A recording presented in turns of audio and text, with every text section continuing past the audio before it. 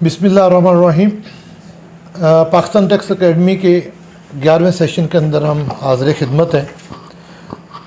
बवजह income tax return filing और एक दो दीगर नागुज़िर वजूहात हम पिछले 2-3 सेशन इसके नहीं कर सके, लेकिन आइंदा से इंशाल्लाह ये दोबारा कंटिन्यू होगा।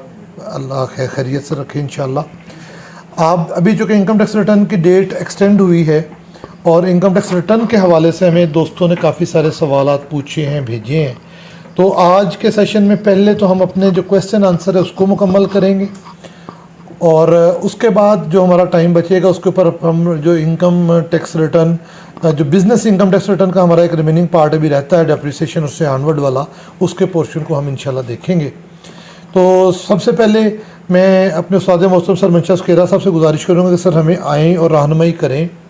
अप्रैल 2020 के अंदर बिल्डर्स और डेवलपर्स के लिए 100D सेक्शन के अंदर एक एमनेस्टी मुतारिफ़ करवाई गई, जो बाद में एक्सटेंड हुई, जिसका एक पोर्शन 30 जून 21 तक जो 111 के रेफरेंस से था वो मुकम्मल हो चुका है, लेकिन रिड्यूस रेट और विद होल्डिंग का रेफरेंस से अभी भी 31 दिसंबर तक वो अवेलेबल है।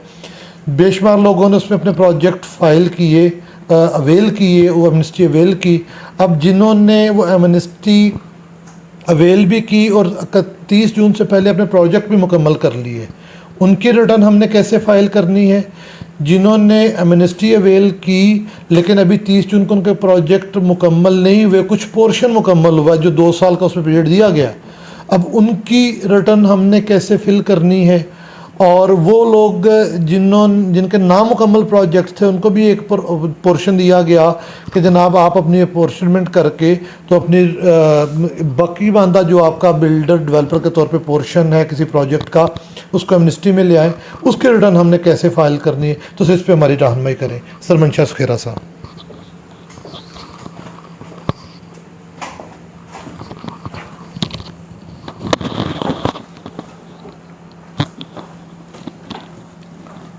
बिस्मिल्लाहिर्रहमानिर्रहीम। अस्सलाम वालेकुम honourable member of Pakistan tax channel. तो क्वेश्चन जो है वो with regard to taxation of builders and developers है। तो थोड़ा सा हम इससे पहले कि हम 100C को देखें और रेलेवेंट शेड्यूल जो है 11 शेड्यूल को देखें, पहले थोड़ी सी हम इसकी हिस्ट्री देख लें बिल्डर्स और डेवलपर की। तो बिल्डर और डेवलपर 2013 से पहले तो नॉर्मल टैक्स रजीम थी और नॉर्मल टैक्स रजीम में तरीक़ेकार थी इनकम फ्राम बिजनेस सेक्शन जो 18 है उसके तहत इसकी टैक्सेशन होती है, अभी भी उसके तहत ही है या वहाँ से निकल के मिनिमम में या फाइनल में या सेपरेट ब्लॉक में चली जाएगी। तो वहाँ तरीक़ेकार इसके लिए थोड़े से स्पेशल रूल रेगुलेशंस हैं as compare to trading of goods, manufacturing services, क्योंकि इसकी लाइफ ज़्यादा होती है। एक बिल्डिंग आप बनाते हैं, प्लाजा बनाते हैं तो वो 2 साल 3 साल 5 साल तक चलता है। इसी तरह जब हम कोई स्कीम ऑर्गेनाइज करते हैं, डेवलपर का काम करते हैं, एज ए डेवलपर एक्ट करते हैं, आप पहले ज़मीन लेते हैं, उसके बाद फिर उसकी अप्रूवल लेते हैं, उसमें फिर डेवलपमेंट करते हैं, डेवलपमेंट के बाद फिर उसमें से कुछ एरिया आपका टोटल एरिया होता है, कुछ उसमें से सेलेबल होता है, कुछ कवर्ड एरिया होता है, तो फिर कमर्शियल होता है, कुछ आप उसका रेजिडेंशियल होता है, तो डिफरेंट कुछ आपने अदर पर्पज़ के लिए एरियाज रखे होते हैं। तो उन सारों को देखते हैं, वो भी लॉन्ग टर्म प्रोजेक्ट होते हैं।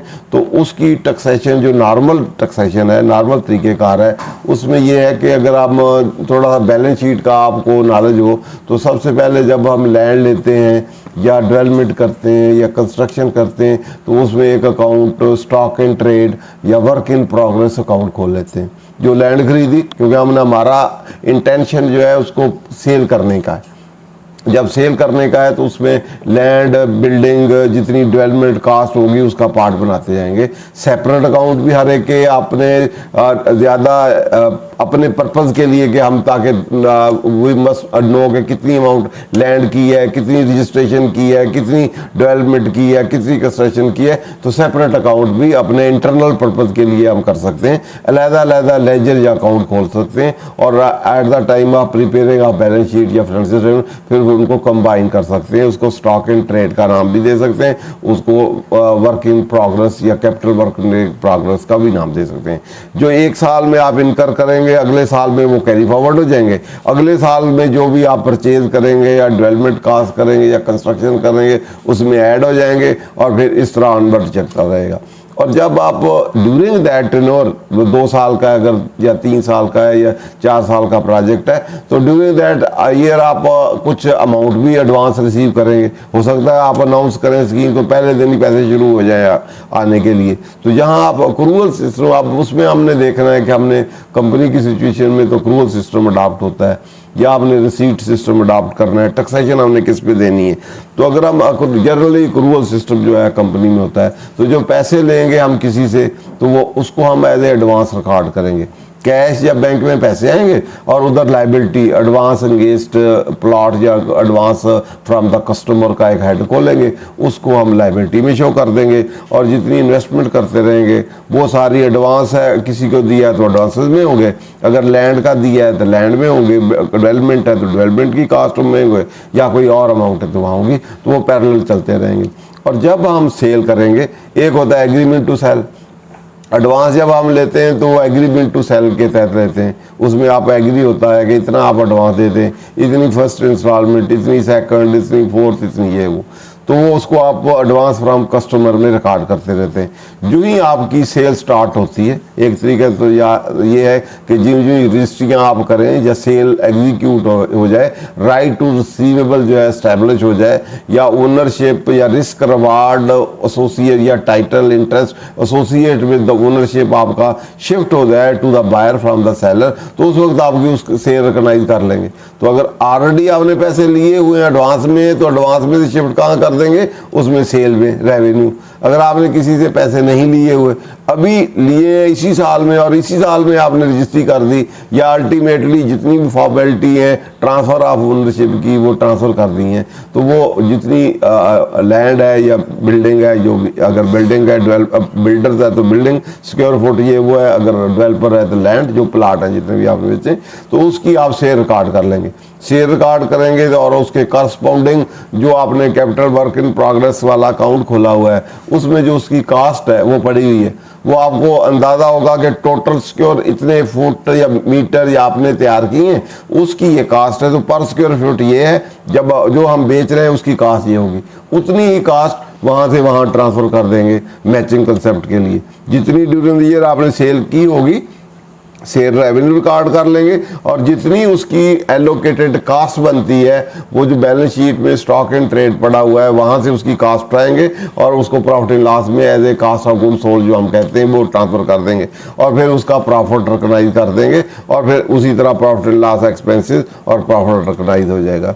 इस तरह फिर हम अकॉर्डिंगली जो भी प्रॉफिट आएगा उसमें इंडिविजुअल है तो इंडिविजुअल वाले रेट लग जाएंगे, एओपी तो एओपी वाले लग जाएंगे, कंपनी है तो कंपनी वाले लग जाएंगे, कोई और है तो उनके अपने लग जाएंगे। क्लियर जी? तो ये तो एक तरीक़ेकार ये भी है कि हम इसको प्रोजेक्ट कंप्लीशन बेसिस पे भी रिकॉर्ड कर सकते हैं कि बजाय रेवेन्यू हम पहले ही प्रोजेक्ट को देख लेते हैं कि टोटल प्रोजेक्ट कितने का है, तो प्रोजेक्ट की जो जितने पे बिकेगा वो क्या वैल्यू है, कास्ट क्या है, उसका प्रॉफिट निकाल लेते हैं टोटल प्रॉफिट। और ड्यूरिंग द ईयर हम देखते हैं कि जब एटलीस्ट 20-25% से अबव हो जाए तो उसकी परसेंटेज निकाल लेते हैं, तो उस परसेंटेज को प्रॉफिट जो है उसके मुताबिक रिकॉग्नाइज करते रहते हैं। तो और फिर अल्टीमेटली एंड पे साल के एंड पे को डिफरेंशियल होता है रिकॉग्नाइज कर देते हैं। तो रेवेन्यू भी अकॉर्डिंगली और कास्ट भी जितनी इनकर होती है ड्यूरिंग द ईयर वो टोटल कास्ट वर्सेस हम देख लेते हैं कि टोटल कास्ट इनकर्ड और to be incurred, total cost ले लेते हैं और देख लेते हैं कि जितना आपके पास पैसे आए हुए हैं उनमें से उसी रेशो के साथ रेवेन्यू रिकॉग्नाइज कर लेते हैं, कास्ट भी कर लेते हैं और ऑनवर्ड करते रहते हैं। जनरल जो है वो जो पहले फार्मूला मैंने बताया हुआ है कि जब आप ट्रांसफ़र करेंगे ओनरशिप रिस्क रिवार्ड तो उस वक्त आप कर लेंगे। ये तो है नॉर्मल प्रोसीजर के तहत। तो अब हम इसके बाद 2013 में सेक्शन एक इंटर हुआ 113A 2000 फाइनेंस एक्ट में सेक्शन 113A और 113B, ये with regard to minimum taxation थी कि मिनिमम टैक्स जो बिल्डर्स हैं या डेवलपर हैं 100 देखो लें बेटा 113A था मिनिमम टैक्स ऑन बिल्डर्स, उनका इन पे कम से कम, क्योंकि नॉन डॉक्यूमेंट अनऑर्गेनाइज सेक्टर में है, जो 3-3 साल का है। लोग कहते हैं जी मैं तो साल के, जब मेरा कंप्लीट हो जाएगा तो चौथे साल टैक्स लूँगा, तो डिपार्टमेंट को टैक्स ही नहीं आता था। उनके 4 साल का प्रोजेक्ट, तो पहले साल भी कुछ नहीं, नील फाइल कर दी, दूसरे साल भी नील फाइल कर दी, तीसरे साल भी। अब एक है परसेंटेज ऑफ कम्प्लीशन या डिस्पोजल, एक है कम्प्लीशन। उन्होंने कहा हम कम्प्लीशन पे देंगे। कम्प्लीशन में चौथे साल कंप्लीट होगा तो चौथे साल सारी कास्ट, चौथे साल सारी सेल, तो उस सेल के कास्ट और अकॉर्डिंगली हम देंगे। तो उस सिचुएशन में बाकी तीनों सालों में जो है कोई टैक्सेशन नहीं दी। तो इसलिए डिपार्टमेंट ने कहा एक और मेथड दे दिया कि परसेंटेज ऑफ कम्प्लीशन, अगर पहले साल 40% कम्प्लीट है तो 40% टैक्सेशन दे दे, टोटल का उसी तरह कैलकुलेट। दूसरे साल 60 हो गया, 40 पहले दिया, 20 और दे दे। अगले साल 80 हुआ तो जितना डिफरेंस है एंड पे रिमेनिंग आ गया, तो एलोकेशन होगी over the life of the project. ये प्रोजेक्ट कितने सालों का है, बजाय आप एंड पे ही दें, आखिरी साल ही सारा टैक्स दें या ना दें, तो पहले सालों में कुछ भी देना, तो उनको एस्टिमेटेड बेसिस पे या परसेंटेज ऑफ कंप्लीशन बेसिस पे उसको एलोकेट कर दें या पोर्शनमेंट कर दें, और पोर्शनमेंट करके ताकि टैक्स पेयर के लिए भी ईजी होगा, बजाय एक साल ही सारा बर्डन पड़े, हर साल में वो दे दे।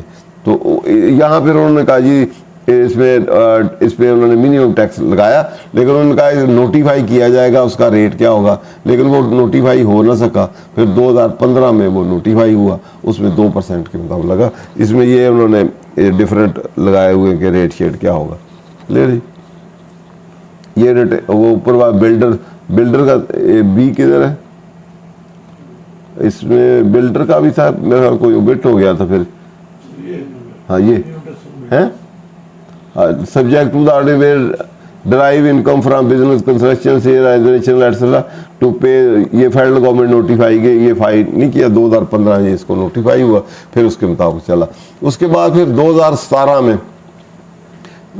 में फिर इसकी बजाय 7C और 7D जो है वो इंटर हुआ, वो इंसर्ट किया बाई फाइनेंस एक्ट 2017 ने, और उसमें ये फिक्स प्लान जो है ना, फिक्स टैक्सेशन रजीम जो है ऑन द बिल्डर्स और इस पे जो है ऑन द डेवलपर, ये उन्होंने की। तो इसमें ये स्कीम और अब वाली स्कीम एक ही है, लेकिन ये थी सिर्फ अब वाली स्कीम में और इसमें फ़र्क क्या है, फ़र्क ये है कि इसमें जो ये वाली स्कीम थी, इसके तहत वो प्रोजेक्ट जो 2017 में इनिशिएट हुए और अप्रूव हुए, ये सिर्फ उनके लिए थी, उससे पहले वालों के लिए नहीं थी, और ना ही बाद वालों के लिए थी। जो 2017 में इनिशिएट अप्रूव हुए सिर्फ उनके लिए थी, इट मीन 18 के लिए भी नहीं थी, 19 वाले के लिए भी नहीं थी, और ऑनवर्ड भी नहीं थी। तो ये सिर्फ 1 साल के लिए आई थी। और इसके मुताबिक अब हम देख लेते हैं क्या लिखा है इसमें। Tax shall be imposed on the profit and gain of a person deriving income from the business of construction, sale of residential, commercial, other buildings at the rate specified। ये इस शेड्यूल में जो रेट है ये area basis है।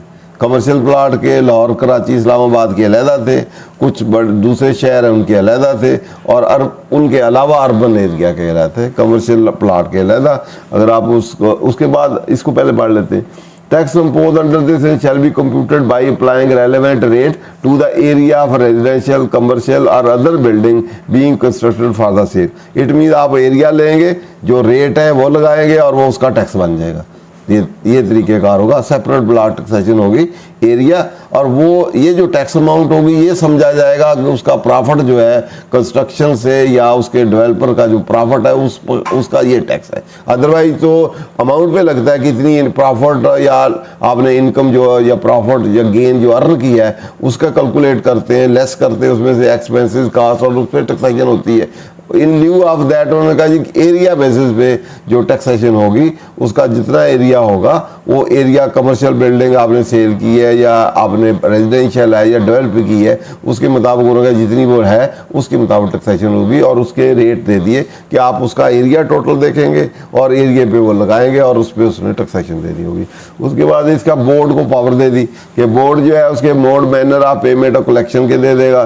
साथ ही वो authority, कौन सी अथॉरिटी अप्रूवल देगी उन प्रोजेक्ट की 2017 वाले में, और वो साथ ही उनका responsibility power authority approving, cancelling no objection sale and matter corrected and salary section shall apply to the project undertaken construction, sale or residence will initiated and approved। Most important था कि during the tax year 2017 only 17 में जो project हुए उन पे applicable था।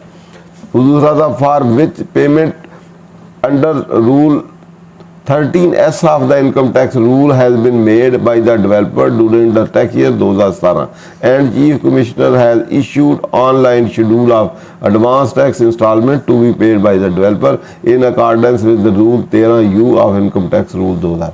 ये rule जो है Q से लेके 13Q से लेके TZ तक है। इसमें S जो रूल था वो इम्पॉर्टेंट था। गैस रूल में एक तो जो अथॉरिटी है अप्रूविंग अथॉरिटी पहले वो 5% ले लेगी जो भी उसका टैक्स बनेगा। टैक्स के रेट तो है डिवीजन पार्ट 1 की डिवीजन दिखाएं।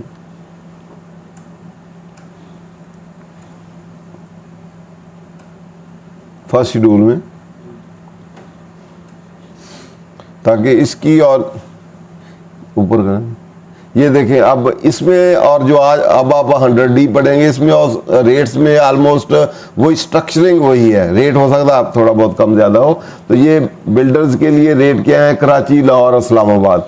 ये पहले कमर्शियल के लिए 210 स्क्वायर फुट जो वो बिल्डिंग कंस्ट्रक्ट करेगा जो कितना एरिया होगा उस पर ये लगेगा। उसके बाद रेजिडेंशियल के लिए ये स्लैब 3 स्लैब बने हुए 750 तक ये और वो फिर आगे 751 से लेके 1500 तक 1501 से लेके अबाव ये 70 रुपी। ये कराची इस्लामाबाद में और लाहौर के वो दूसरा एरिया के वो ये इसका। इसी तरह आगे डेवलपर के रेट डेवलपर में वो सिक्योर फुट था ये सिक्योर यार्ड डेवलप जितनी ये डेवलपमेंट की है ये उसी तरह तीनों पे ये तीनों एरिया में कमर्शियल प्लाट के लिए अलग है नीचे तो ये रेजिडेंशियल के लिए अलग है। क्लियर। तो ये वाला स्ट्रक्चर ही अभी हम देखेंगे 100C का जो शेड्यूल होगा उसमें भी यही स्ट्रक्चर इसी तरह ही होगा। तो ये इसमें मोस्ट सिमिलरली इसे रूल में दिया गया था कि रूल में 5% जो है जब आप अप्रूविंग होगी उस वक्त आपने ये वैल्यू कैलकुलेट इस तरह होगा क्योंकि जितना एरिया होगा उसको ये रेट लगाएंगे जो आपके रेलेवेंट टोटल बन जाएगा उसका 5% आप उनको दे देंगे। बाकी जो टैक्स होगा वो चीफ कमिश्नर आपको वो आपकी इंस्टॉलमेंट बना देगा तो उसके मुताबिक आप इंस्टॉलमेंट दे देंगे और इस तरह आपका ये डेवलपर जो है या ये जो है ये फाइनल या सेपरेट ब्लॉक टैक्सेशन में दे देगा। ये 7C और 7D उन प्रोजेक्ट के रिलेशन से है जो प्रोजेक्ट 2017 में इनिशिएट हुए और अप्रूव हुए। ये अभी भी अगर वो चल रहे हैं इसकी टैक्सेशन और इसके मुताबिक होगी। जिन्होंने इसकी फॉर्मेलिटी पूरी की होंगी इसकी अप्रूवल ली होंगी उसके मुताबिक चीफ कमिश्नर को ऑनलाइन एप्लीकेशन भी इसमें देनी थी। वो रूल में सारी लिखी हुई हैं ऑनलाइन एप्लीकेशन इसको करना था उसके मुताबिक फिर देनी थी। इसके बाद ये अभी चल ही रहा है तो अब आ गया है आपका 100D। तो 100D में एक तो टैक्सेशन है उसमें 2 चीज़ें इंपॉर्टेंट हैं।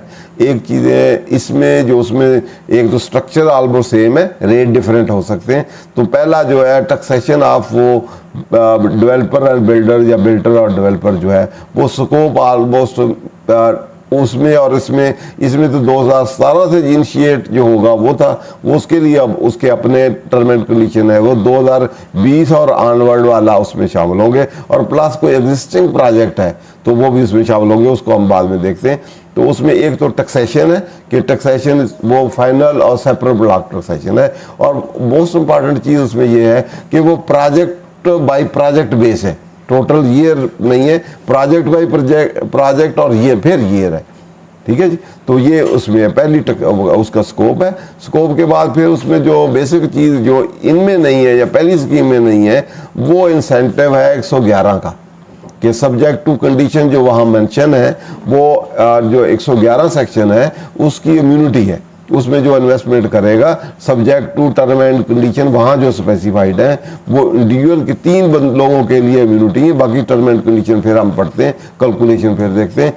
एक तो वो इंडिविजुअल के लिए है उसने इंडिविजुअल ने सर्टन कंडीशन है कि लैंड उसकी अपनी है कैश में उसने मनी इन काइंड देना है उसने या कोई इन्वेस्टमेंट करनी है या कैश में करनी है। तो कैश का क्या है कि बैंक में डिपॉजिट कराए ये वो आप देख लेते हैं।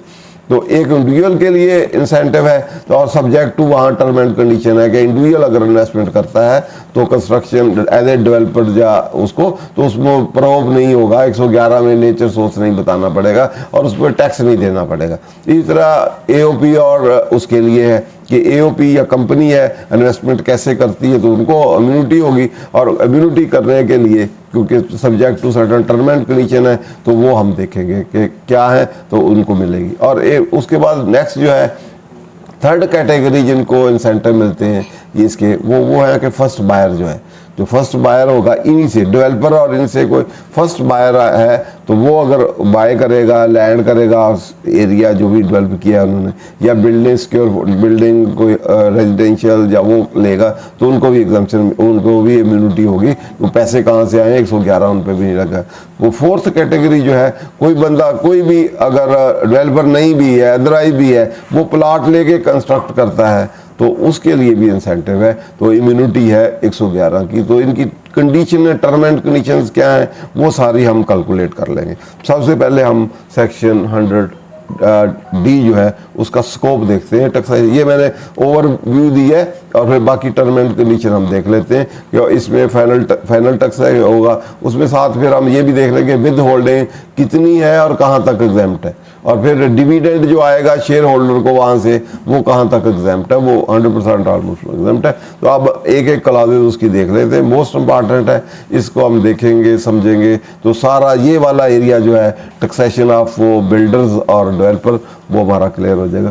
तो 100D का है, for the tax year 2020 and onward, the tax payable by the builder and developer as defined in subsection 9 who opt to pay tax under this section shall be computed and paid in accordance with the rules in 11th schedule on project by project basis। वहाँ सिर्फ project and gain था, यहाँ income भी साथ है क्योंकि income की definition broader है। Income profit and gain derived by sale of building or sale of plot as the case में भी। तो अब प्रोजेक्ट टू प्रोजेक्ट होगा और 2020 से ऑनवर्ड होगा, ठीक है, और प्रोजेक्ट टू प्रोजेक्ट होगा। फिर आगे ईयर की फ्रैक्शन होगी, फिर उसको भी हम देख लेंगे, और प्रॉफिट और गेन और इनकम पे टैक्सेशन होगी। लेकिन तरीकेकार क्या होगा वो आगे इसमें दिया हुआ है। पहले तो ये है कि इसमें फाल कौन करेगा, फिर इसका तरीकेकार जो है टैक्सेशन जो है वो a new project to be completed by 30th day of September 2023 कि नया प्रोजेक्ट इसमें स्कोप में कौन फाइल करेगा, प्रोजेक्ट टू प्रोजेक्ट टैक्सेशन होगी। और कौन से प्रोजेक्ट फाइल करेंगे, जो भी प्रोजेक्ट आपका नए प्रोजेक्ट के लिए 30 डे ऑफ सितंबर 2023 तक जो होगा जिसमें कंप्लीट होना होगा वो क्वालिफाई करेगा कि वो इसमें फुलफिल करे, और उसकी प्रॉफिट और जो लॉस है या इनकम्स हैं वो उसकी टैक्सेशन होगी। टैक्सेशन का आगे प्रोसीजर नेक्स्ट में दिया होगा, फिर हम उसको देखते हैं। An incomplete project to be completed by 30th day of September, जो इनकम्प्लीट है वो उसने भी उसकी भी टाइम लिमिट दी है 2023 तक वो कंप्लीट हो, तो वो भी इसको बेनिफिट ले सकता है। लेकिन सब्जेक्ट टू हम प्रोविजो पढ़ लेते हैं। provided that any income, profit and gain of builder or developer of an incomplete existing project earned up to tax year 2019 or tax year 2020 as the case may be shall be subject to the provision of this ordinance as were in force prior to commencement of tax law ordinance 2000। जो पहले वाली उसकी income होगी वो जो पहले law applicable है, जो हमने कहा नॉर्मल है, तो उसके मुताबिक चलेगी। अगर वो है 2017 वाला तो उसके मुताबिक चलेगी।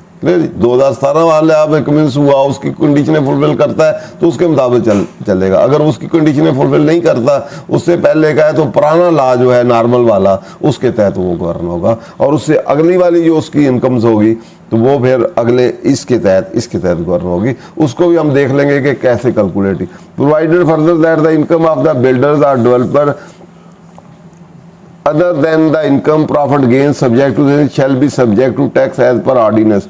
इसके अलावा जो कुछ होगी इनकम, ये इनकम तो इसके मुताबिक टैक्स है, इसके अलावा जो इनकम होगी वो आप इसमें क्लब नहीं कर सकते। रेंट है कोई और है तो वो फिर उसके अकॉर्डिंग मिलेगी। इससे पहले अब हम 11th शेड्यूल का रूल देख लेते हैं, मोस्ट इंपॉर्टेंट है। बाकी इम्यूनिटी को फिर हम डिस्कस करेंगे अगले जो चल नहीं तो अगला ये भी पढ़ लेते हैं कि इसमें क्या आपने जो फाइनल टैक्सेशन की 169 में जनरल कंडीशनें दी होती हैं कि इसमें आपको एक्सपेंस अलाउ नहीं होंगे, दूसरे पढ़ लेते हैं इसको। where subsection 1 apply the income shall not be chargeable to tax under any head of income in computing the taxable income of the person. It means जितने भी हेड हैं, सैलरी है, रेंट है, इनकम फ्रॉम बिजनेस है, capital gain है, या आपका income from other sources है, उन किसी हेड में ये इनकम नहीं होगी, क्योंकि ये सेपरेट ब्लॉक और फाइनल टैक्सेशन है। जितनी भी फाइनल टैक्सेशन होती है 169 में जो फाइनल डिस्चार्ज होती है, उसमें यही 5-7 कैटेगरी दी होती हैं कि ये किसी और हेड में नहीं होगी, क्योंकि इस पर आपने ऑलरेडी टैक्स दे दिया है जो सेपरेट ब्लॉक या फाइनल टैक्सेशन है। दूसरा, इसमें डिडक्शंस जो जितनी भी होती हैं वो भी फिर इस इनकम के अगेंस्ट कोई अलाउ नहीं होगी, इसलिए स्पेसिफिकली वो भी सारी डी बार कर दी हैं। तो इसी तरह amount of income shall not be reduce by, जो डिडक्टेबल अलाउंसेस होते हैं उससे भी ये रिड्यूस नहीं होगी। सेट ऑफ लॉसेस भी कोई नहीं होगा। इस तरह क्रेडिट शेड जो है 236A के उनके अलावा बाकी कोई नहीं आपको मिलेंगे, ये मिलेंगे, इनके अलावा credit again. There shall be no refund of any tax collected deducted under this ordinance. Refund भी नहीं मिलेंगे। If tax payable has not been paid, short paid, तो रिकवरी मैयर उसी तरह जिस तरह ऑर्डिनेंस में ये इसके मुताबिक टैक्स नहीं दिया तो उसी तरह स्टार्ट होती थी।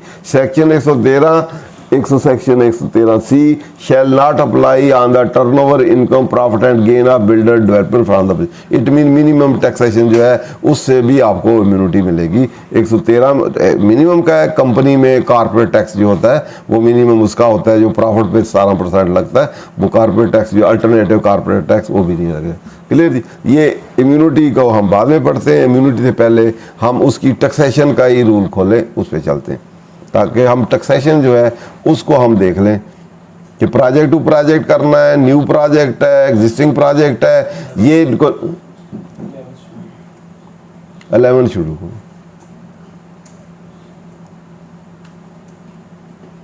स्टार्ट में पहले एलिजिबिलिटी है, project undertaken by the builder under D का रेफरेंस है, जो प्रोजेक्ट उसमें फॉल करेंगे वो एलिजिबल है।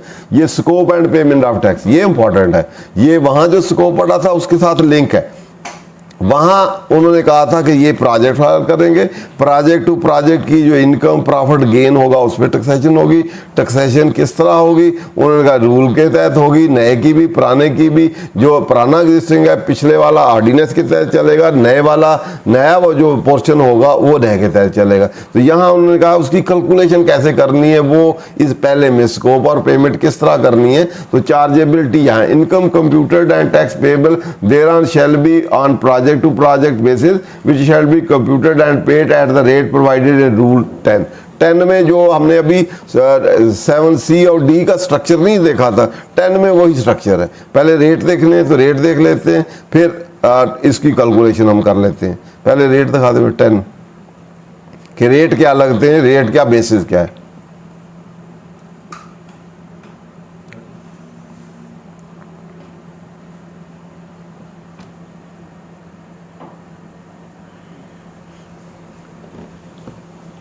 ये 10 है बेटा, 10 को ऊपर है थोड़ा सा। ये जी rate, the rate of tax under section 100D shall be computed, rate of tax under section shall be computed in regard to the table below namely. तो ऊपर रेट लिखा हुआ है, टैक्स कैलकुलेट करना चाहिए।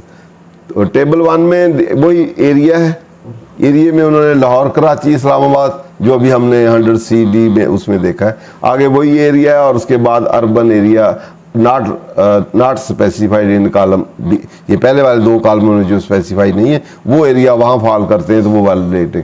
पहला टैक्स ऑन बिल्डर्स, तो उसी तरह for commercial building any size 250, 230 और 210 वहाँ एक ही रेट था। यहाँ क्योंकि उन्होंने लोकेलिटी के मुताबिक के पोश है, हाई स्टैंडर्ड की है तो वहाँ हायर रेट रखा है, लोअर की लोअर रखा है। तो 250 स्क्वायर फीट के मुताबिक 230 और 210 इन एरिया में जो भी एरिया होगा ये रेट कमर्शियल है तो ये रेट लगेगा। क्लियर जी। टोटल बिल्डर का कितनी उसने बिल्डिंग स्क्वायर फुट बनाए इसके मुताबिक वो टोटल कैलकुलेट कर लेगा, फिर उसको आगे हम देखेंगे कैसे अप्रोक्सीमेट करेगा और रेट 250 लगा लेगा एरिया, एनी साइज एरिया, और आगे लगा लेगा। इस तरह रेजिडेंशियल के लिए यहाँ दो स्लैब है, एक 3000 तक है और दूसरा 3000 से अबाव है। 3000 तक का लाहौर कराची में 80 और वहाँ 65, वहाँ 50। 3000 से अबाव है तो लाहौर कराची में 125, वहाँ 110 और वहाँ 100। यहाँ पहले वाले में कमर्शियल में स्क्वायर फीट बेस है, ये इंपॉर्टेंट है, और 3 कैटेगरी में, ठीक है ना। और जो रेजिडेंशियल है वो स्लैब में पहले वाला स्ट्रेट है, और दूसरे वाले में देखते हैं वो स्क्वायर यार्ड में, दूसरे वाला for the entire project, total project के लिए, ठीक है। ये है आपका इधर सिक्योर यार्ड एनी साइड 150, 130 और 100। उसके बाद फिर आपका नीचे वाले में भी है इंडस्ट्रियल डेवलपर एंटायर प्रोजेक्ट, अच्छा डेवलपमेंट ऑफ इंडस्ट्रियल एरिया के लिए 20 रुपये, 20 रुपये और 10 रुपये। क्लियर जी, ये हमारे रेट है। इन रेट को सामने रखते हुए हम अब वापस आ जाएं।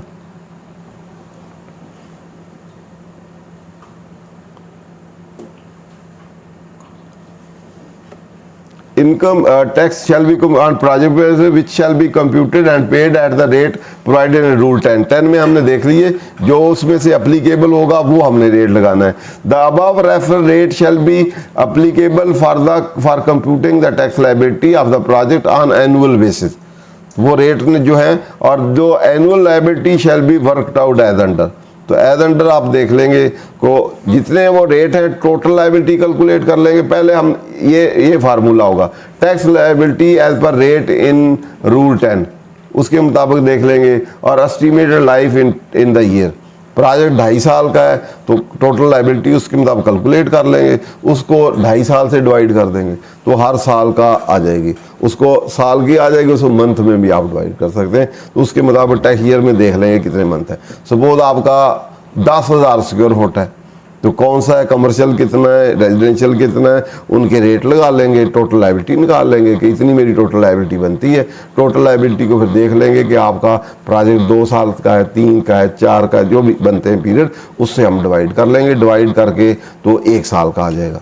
तो 1 साल को फिर अगर आपका 6 महीने इस साल में तो 6 महीने का उसमें से निकाल लेंगे। अगला साल पूरा है, अगला साल पूरा, आखिरी 3 महीने से 3 महीने का। क्लियर जी। टोटल लायबिलिटी के टोटल स्क्वायर फुट, अगर स्क्वायर फुट में है तो फिर एरिया कहाँ है, स्क्वायर फुट ले ले, पहले एरिया ले लें, एरिया बताओ रेलिवेंट रेट लगा लें, उसमें से कमर्शियल कितना है, रेजिडेंशियल कितना है, अदर कितना है, तो वो उसके मुताबिक हर एक की अलग लायबिलिटी करें, फिर कंबाइन कर लें, प्रोजेक्ट से डिवाइड कर लें। प्रोजेक्ट डिवाइड करके आप हर प्रोजेक्ट का अलग तो अलग ए प्रोजेक्ट, बी प्रोजेक्ट, सी प्रोजेक्ट अलग, और हर प्रोजेक्ट की पहले की रेजिडेंशियल कितने और कमर्शियल कितने, अदर कितने, उनकी लायबिलिटी, फिर दूसरे की, फिर तीसरे की, फिर चौथे की, एक टोटल। ठीक है, पहले वाले की लाइफ से डिवाइड करें तो 1 साल की आ गई, दूसरे वाले की लाइफ से डिवाइड करें उसकी 1 साल की आ गई, फिर तीसरे को, चौथे को, सारों को फिर इकट्ठा कर लें। इकट्ठा करके देख लें इस साल की, जब 6 माह है तो 6 माह की लायबिलिटी आ गई, तो 6 माह का प्रॉफिट जो है हमने प्रोजेक्ट टू प्रोजेक्ट करके टोटल करके हमने रिपोर्ट कर लेना, और हर प्रोजेक्ट का अलग। ये तो तरीक़ेकार होगा कि नया प्रोजेक्ट है। अब ये तो स्ट्रेट फॉरवर्ड हमने रेट लगाए, हर प्रोजेक्ट के अलग लाइफ से डिवाइड किया, हर मंथ का डे का भी प्रॉफिट निकल आएगा। अगर हम कहते हैं कि जी 36 महीने हैं तो 36 महीने में कितने हो गए, 36 महीनों से डिवाइड कर दें तो 36 1 महीने का आ जाएगा। 6 से लगाए तो 6 महीने, जो जैसे मर्जी आप कैलकुलेट कर लें। तो प्रोजेक्ट लाइफ जो है, estimated life of the project जो है, उससे डिवाइड करेंगे तो वो फिर उसकी लायबिलिटी निकल आएगी। ईयर से डिवाइड करें तो ईयर वाइज निकल आएगी, मंथ से करें तो मंथ वाइज निकले, डे से डिवाइड करें तो डे वाइज आए, घंटों से डिवाइड कर लें तो घंटों वाइज आ जाएगी। जैसे आप चाहें उसको कैलकुलेट करके, कुमुलेट करके अपने पीरियड में ला सकते हैं। अब आगे है आपका जो एग्जिस्टिंग प्रोजेक्ट, ये तो नए प्रोजेक्ट के लिए आप फिर नए प्रोजेक्ट के हम कैलकुलेशन कर ली। अब एग्जिस्टिंग प्रोजेक्ट है, अब एग्जिस्टिंग प्रोजेक्ट में आपने जब ई फाइल करना है कि मेरा स्टेटस क्या है एग्जिस्टिंग प्रोजेक्ट का, तो वहाँ आपने एक परसेंटेज देनी है कि मेरी इतनी अब तक कंप्लीटेड है। सो वो आप कहते हैं 60% है, तो बाकी कितनी रहेगी जो टैक्सेशन इसके मुताबिक होनी है वो 40 रहेगी। रेट सब कुछ उसी तरह कैलकुलेट करें और उसका अल्टीमेटली कैलकुलेट के 40% ले लें। 60% इनकम पिछले के मुताबिक, 40% इसके मुताबिक। क्लियर जी। आपने टोटल कैलकुलेशन की, टोटल कैलकुलेशन के बाद जैसे समझ लें नया ही है, नए में से आपने कैलकुलेट कर लिया, कवर्ड एरिया तो वो टोटल होगा ना, सारों का। तो कवर्ड एरिया का टोटल लगा लिया, नए के टोटल लगा लिया, टोटल रेट लगा के टोटल टैक्स लाइबिलिटी आपने कैलकुलेट की हर प्रोजेक्ट की अलग-अलग, तो वो एनुअल बेसिस पे आ गई, या 6 माह है तो 6 माह बेसिस पे आ गई। अब 6 माह के अंदर शामिल पिछला पीरियड भी शामिल है, तो पिछला कितना था 60 उसमें से लेस कर दें तो 40 नया का आ गया ना। टोटल है वो 100 में 60 ओल्ड चला आ रहा है और 40 नया है, तो 40 नए की होगी, उसको आप अगले सालों में एलोकेट कर दें, या एलोकेट अल्टीमेटली आपकी 60% 40 लेते जाए तो हर साल में वो आती जाएगी। इससे जो हमारा एग्जिस्टिंग प्रोजेक्ट होगा, जब हम इसको 100 में लेके आएंगे तो हमारा जो कैपिटल है उसमें हमें 111 की इम्यूनिटी हासिल होगी। पिछले वाले की तो नहीं होगी, नए की होगी ना। जो नया हम शामिल नया नई इन्वेस्टमेंट करेंगे तो नए प्रोजेक्ट एग्जिस्टिंग होगा उसकी शामिल होगी, पुराना वाला जो किया हुआ है ये एक है टैक्सेशन। लेकिन उसमें जो 111 की सुन अभी पढ़ते हैं ना, एक है टैक्सेशन कैसे होगी, एक है इम्यूनिटी। इम्यूनिटी मैंने अभी छोड़ दी है, अभी हम टैक्सेशन पढ़ रहे हैं कि टैक्सेशन कैसे होगी। तो टैक्सेशन जो है एग्जिस्टिंग की मैंने बता दी किस तरह होगी, और फिर इसकी भी बता दी कि इस तरह टैक्सेशन होगी। अब इसके बाद इम्यूनिटी हमारा दूसरा सब्जेक्ट है, वो अगले सब्जेक्ट में उसका सब सेक्शन 2 जो है वो 3 है वो पढ़ेंगे, 3 के आगे पढ़ेंगे। फिर वो एग्जिस्टिंग में है कि नहीं, पुराने वाले की है, पुराने का प्रोजेक्ट एंड पे पड़ा वो 2% आप कहें जी इम्यूनिटी होगी, ऐसे कैसे हो सकती, उसको हम देखेंगे। ठीक है, आज 2% है, आप कहें जी मेरा तो 98% कर दे, मेरी सारी इम्यूनिटी पिछली, फिर तो हर कोई ले लेगा। ठीक है, उसको हम देखते हैं कि इम्यूनिटी उसमें है या नहीं, उसमें मेरे ख्याल में नहीं। हम देखते हैं इन्वेस्टमेंट क्या उसमें बैंक में जमा कराने हैं, वहाँ बैंक से लगाने हैं, आपने तो पिछले बैंक से जमा ही नहीं कराए, लगाए ही नहीं है, तो वो कैसे हो जाएगी फिर। ठीक है, उसमें subject to immunity, subject to certain conditions हैं, वो कंडीशन फुलफिल होगी तो इम्यूनिटी जरूर मिलेगी। अगर आपने वो फुलफिल की है तो आपको पिछले में भी मिल जाएगी अगर वहाँ लिखी हुई है। ठीक है, ये इसको क्लियर है जी।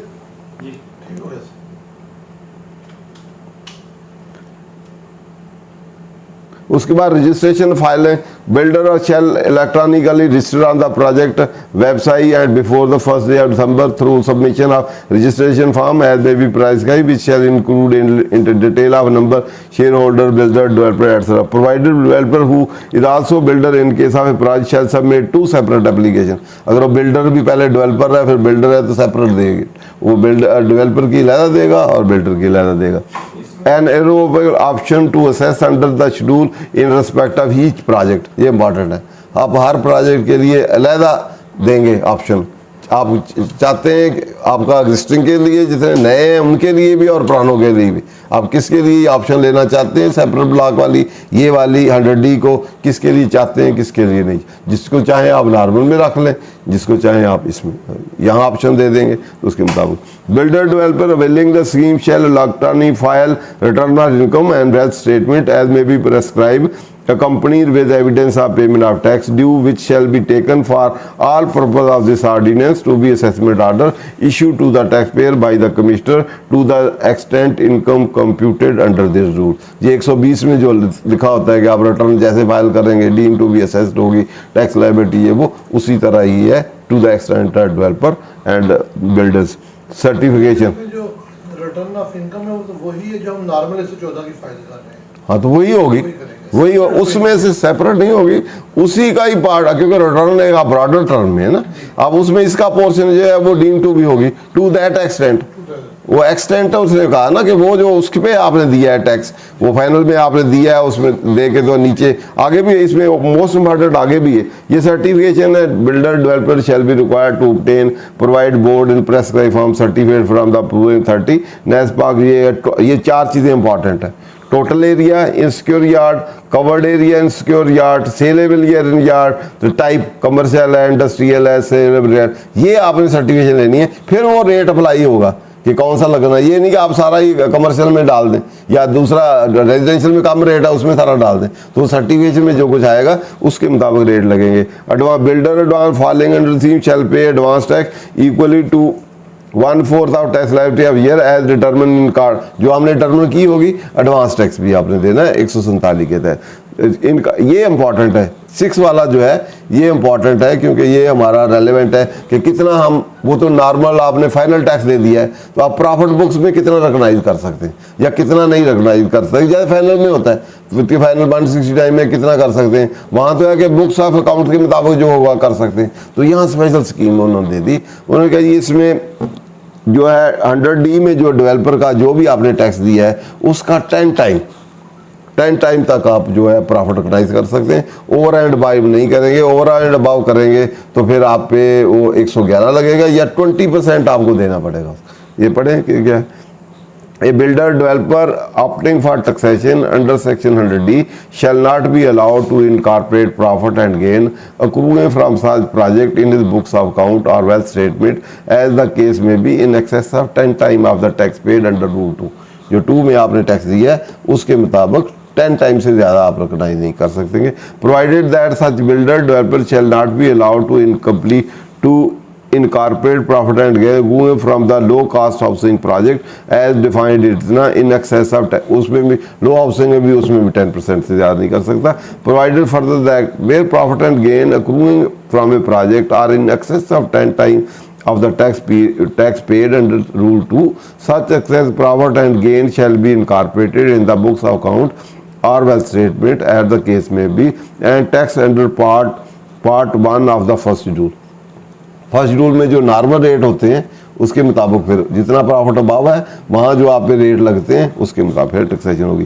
Provided further gain accruing in excess of time under rule shall be incorporated bye paying at the rate of 20% of the profit. ये अब उन्होंने कोई ऐड किया है, पहले था उसके मुताबिक लगेगा। ये कब आई बेटे? ये 2 की पहले वो होगी वो नोटिफिकेशन की या वो, तो अब उन्होंने कहा बजाय उसके मुताबिक कैलकुलेट करें, उस वहाँ स्लैब हैं कंपनी के और हैं, तो उन्होंने एक स्ट्रेट रेट दे दिया। सर उसमें उसको तो मिटने की है, एट अ टाइम दोनों एग्जिस्ट कर रहे हैं। नहीं, ये वाला फाइनेंस एक्ट से जो चीज़ आती है ना, जो सप्लीमेंट्री होता है, सप्लीमेंट्री या वो होता है फॉर द वो ऑर्डिनेंस से आता है। जब जो चीज़ ऑर्डिनेंस से आती है उनकी लाइफ 90 डेज़ की होती है। 90 डेज तक असेंबली में चला जाए तो अप्रूव हो जाता है, ना हो तो वो ख़त्म हो जाता है। तो वो 90 डेज़ के लिए ऑपरेट करता था। जब उसने फाइनेंस एक्ट ने ले लिया तो फाइनेंस एक्ट ने उसको चेंज करके ले लिया, तो फाइनेंस एक्ट हमेशा प्रीवेल करता है। उसने ले लिया, लेकिन ऑर्डिनेंस वाले लैंग्वेज को मिट हो जाना चाहिए था ना। वो इसमें नहीं उन्होंने किया, किताब वाले ने नहीं किया, तो वैसे तो वो ख़त्म हो गया ना। लेकिन उस हद तक अगर उसी में ही कोई पीरियड में आया तो उस वो ड्यूरिंग 90 डेज वो प्रीवेल रहा, ऐसे समझ लें। कोई चीज़ आती है तो वो फॉर एवर तो ख़त्म नहीं होती, आगे नहीं, आगे ऑपरेट नहीं होगी। उस पीरियड में कोई चीज़ आई है तो उस पीरियड तक वो ऑपरेटिव था, ठीक है। जब कोई चीज़ कोई टैक्स लगता है वो आपका सप्लीमेंट्री ऑर्डिनेंस है, तो वो उस पीरियड में तो लग जाता है। उस पीरियड के बाद फिर नया जो है फाइनेंस एक्ट आता है, बदल भी सकता है, अमेंड भी कर सकता है, अबॉलिश भी कर सकता है, वो जैसे चाहे उसको कर सकता है। तो इसलिए उसको उन्होंने उसमें देखा कि उसमें कोई फॉल्ट,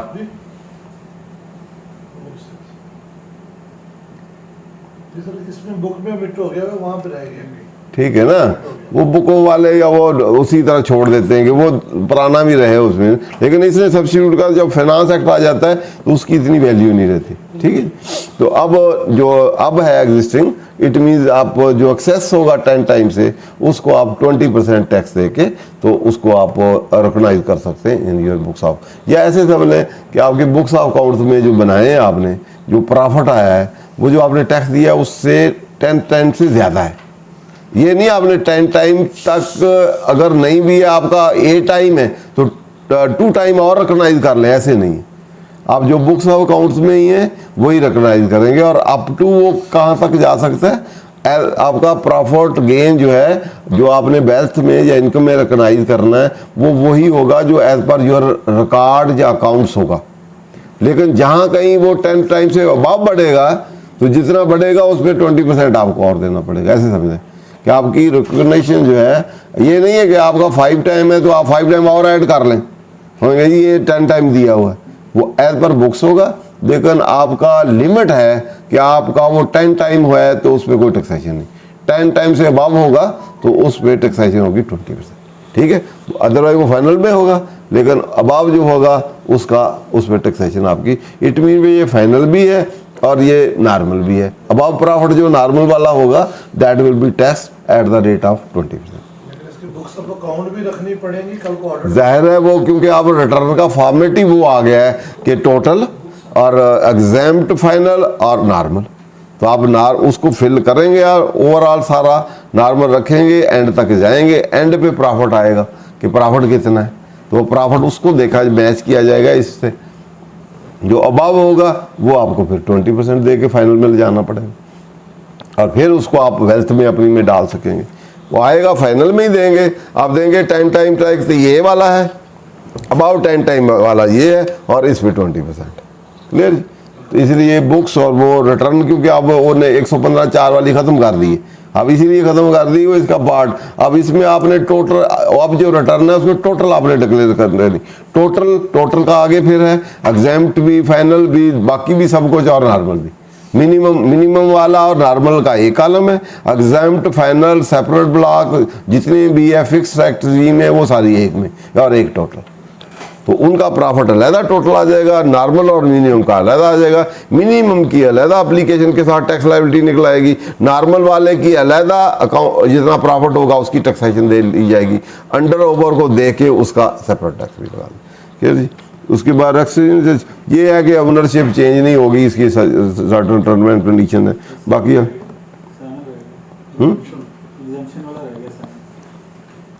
एग्जम्पशन फ्रॉम, हाँ ये इंपॉर्टेंट है। The provision of section 153 shall not apply to the builder and developer on, ये रिस्ट्रिक्टेड है सब, इतना ही है। The purchase of building material except steel और सीमेंट और स्टील पे लगेगा, उसके अलावा कोई चीज़ खरीदेंगे तो उस पर नहीं होगा। बिल्डिंग मटीरियल होना जरूरी है, तो और उसके अलावा बाकी बिल्डिंग मटीरियल अगर कोई है तो उस पर ये नहीं लगेगा। Service of plumber, electrician, shuttering or other simple service other than those provided by the company provide के, उसके अलावा जो होंगी तो ये एग्जाम्प्ट होगी। और provision of section shall not apply to the payment of dividend exempt under section 100D 7, वो डिविडेंड वही है जो कंपनी अपने शेयर होल्डर को देगी, उस पर एग्जाम्प्ट है, बाकी पे नहीं। ठीक है, आगे फिर ये ओनरशिप चेंज पे कोई पाबंदियाँ है कि आप चेंज नहीं कर सकेंगे, इस परसेंटेज तक कंप्लीट होगी तो ये, बाकी ये एरिया शेरिया डिफाइंड है। ठीक है, प्रोजेक्ट कौन सा है, ये वो है, कमेंसमेंट है, कंप्लीशन ऑफ प्रोजेक्ट के मतलब है, 50% आपने कंप्लीट करना है या 40% आपकी, ये इंपॉर्टेंट है।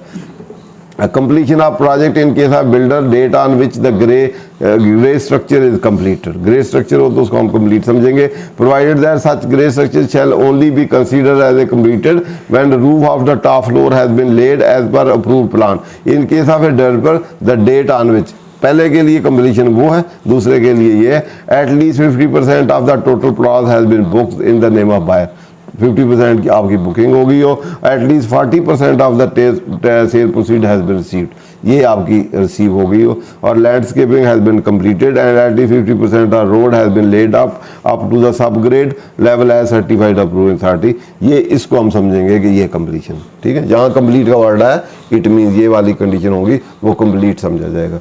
बाकी चीज़ें ये अप्रूवल शूल हैं, रेट है, आपने कंप्यूटेशन देख ली है पहले, तो अब हम नहीं, आखिरी इंपॉर्टेंट है, in case of mix use of building, mixed use of building having both commercial and residential area, respective rate mentioned above shall be above. अगर दोनों हैं लैंड बिल्डिंग तो उसके मुताबिक फिर रेट लगेंगे। इन case of development of plot, construction building on the same plot, one of the price both rate भी applied, पहले आपने प्लाट ले गया है, उसके बाद दूसरा कंस्ट्रक्शन हुई है, तो दोनों रेट उसका उस पर लगेगा, उसका उस पर लगेगा। और प्रोवाइडेड है low housing all project developed by NPHAD the higher rate shall be applied. ये एरिया ख़त्म। अब हम उधर आ जाते हैं।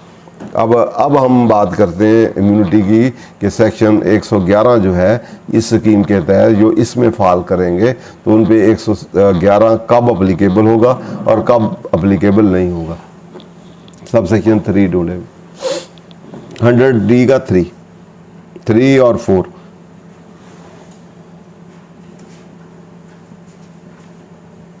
नहीं इसमें नहीं, सेक्शन रूल में नहीं। 100D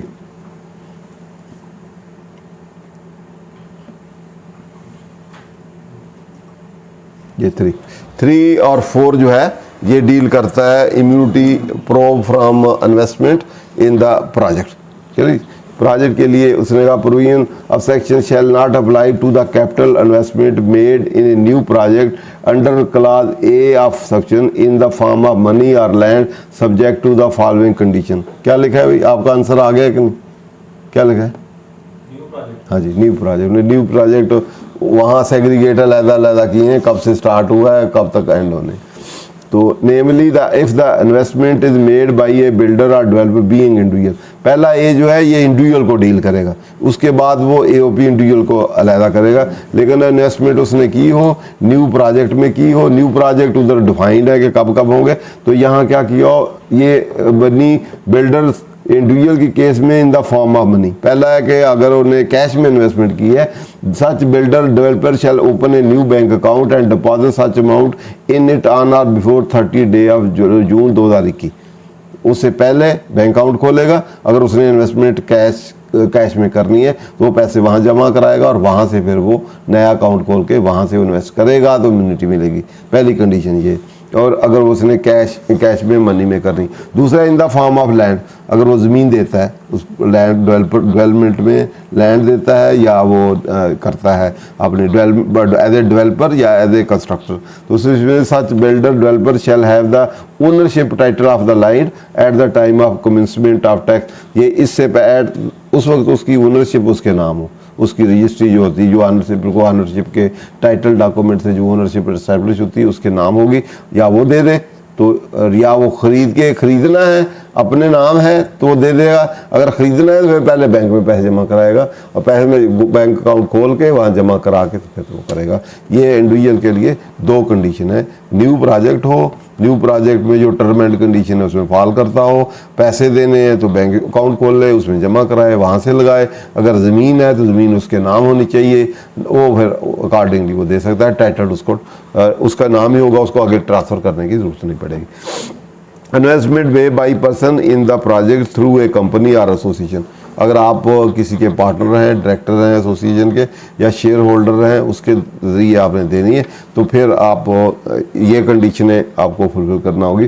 सच कंपनी, पहले तो कंपनी पे कंडीशन है, company association shall be single object builder developer company or association person registered under the company act the liability. इसमें पूरे ऑर्डिनेंस में लिमिटेड लायबिलिटी का वर्ड यहाँ आया है सिर्फ, यहाँ उन्होंने क्योंकि लेटेस्ट था उन्होंने कहा कंपनी बनी हो या रजिस्टर फॉर्म हो या लिमिटेड लायबिलिटी कंपनी हो, पार्टनरशिप एक्ट हो या पार्टनरशिप एक्ट के तो एज द केस में भी after the day of commencement, इसके बाद बनी हो तो उसमें आप लगाएंगे। तो पहले आप उसके पार्टनर होके उसमें लगाएंगे तो ये उसका सिंगल ऑब्जेक्ट कंपनी डेवलपर की या उसकी होनी चाहिए।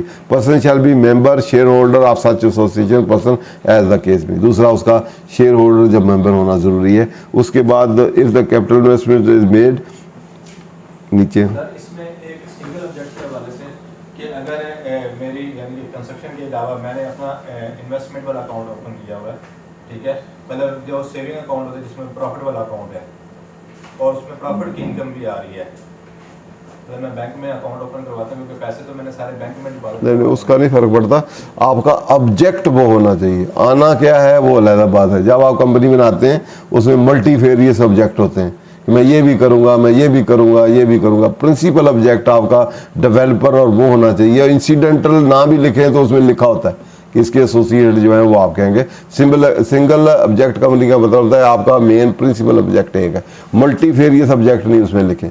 अगर आप दो तरह की भी आ सकती है कि इनकम, उसमें दो तरह की भी आ सकती है। इनकम सब्सिक्वेंट है, ये तो eight the time of formation की बात है। ठीक है, आप वो पैसे अगर आपके पास हैं तो आप ये तो नहीं है कि उसको घर में रख छोड़ेंगे, उसको कहीं इन्वेस्ट नहीं करेंगे, उस पर इंटरेस्ट नहीं लेंगे। उसमें पहले हमने पढ़ा है कि कोई और सोर्स से इनकम आएगी तो सेपरेट टैक्सेशन होगी, पढ़ा है कि नहीं? अभी पढ़ा है कि इनके प्रोजेक्ट के अलावा जो इनकम आएगी इट मीन और कोई सोर्स है ना, वो सोर्स से इनकम वहाँ आएगी तो वो वाली आप कोई स्क्रैप सेल कर सकते हैं, कोई और कर सकते हैं, हज़ारों चीज़ें होंगी ना, तो वो आपकी इनकम आएगी तो वो जो नॉर्मल प्रोसीजर या हेड है उसके मुताबिक टैक्सेशन होगी।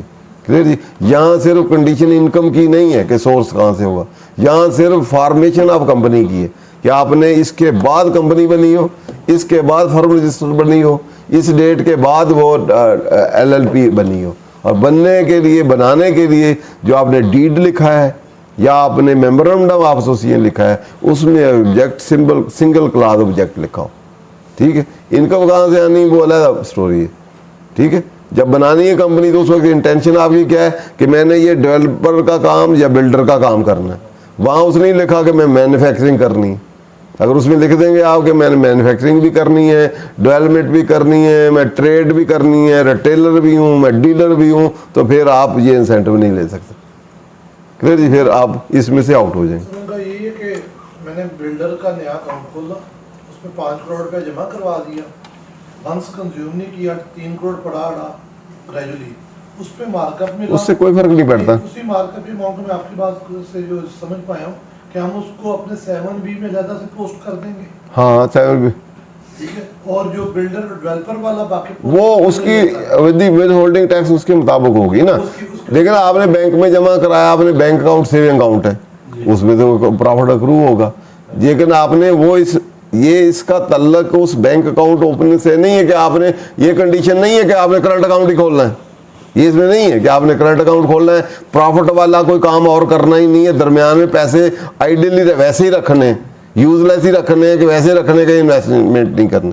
ठीक है, मेन ऑब्जेक्ट आपका ये वाली जो कंडीशन है ये with regard to formation of company या एओपी या एलएलपी है कि आपने एलएलपी करनी है, पहले वाली जो है आपकी वो नहीं चल सकती। दूसरी वाली नई वाली भी बनानी है तो उसमें सिंगल ऑब्जेक्ट रखना है, जहाँ आपका पहला उसमें क्लास होती है नेम क्लास, दूसरी होती है ऑब्जेक्ट क्लास कि आप करना क्या चाहते हैं।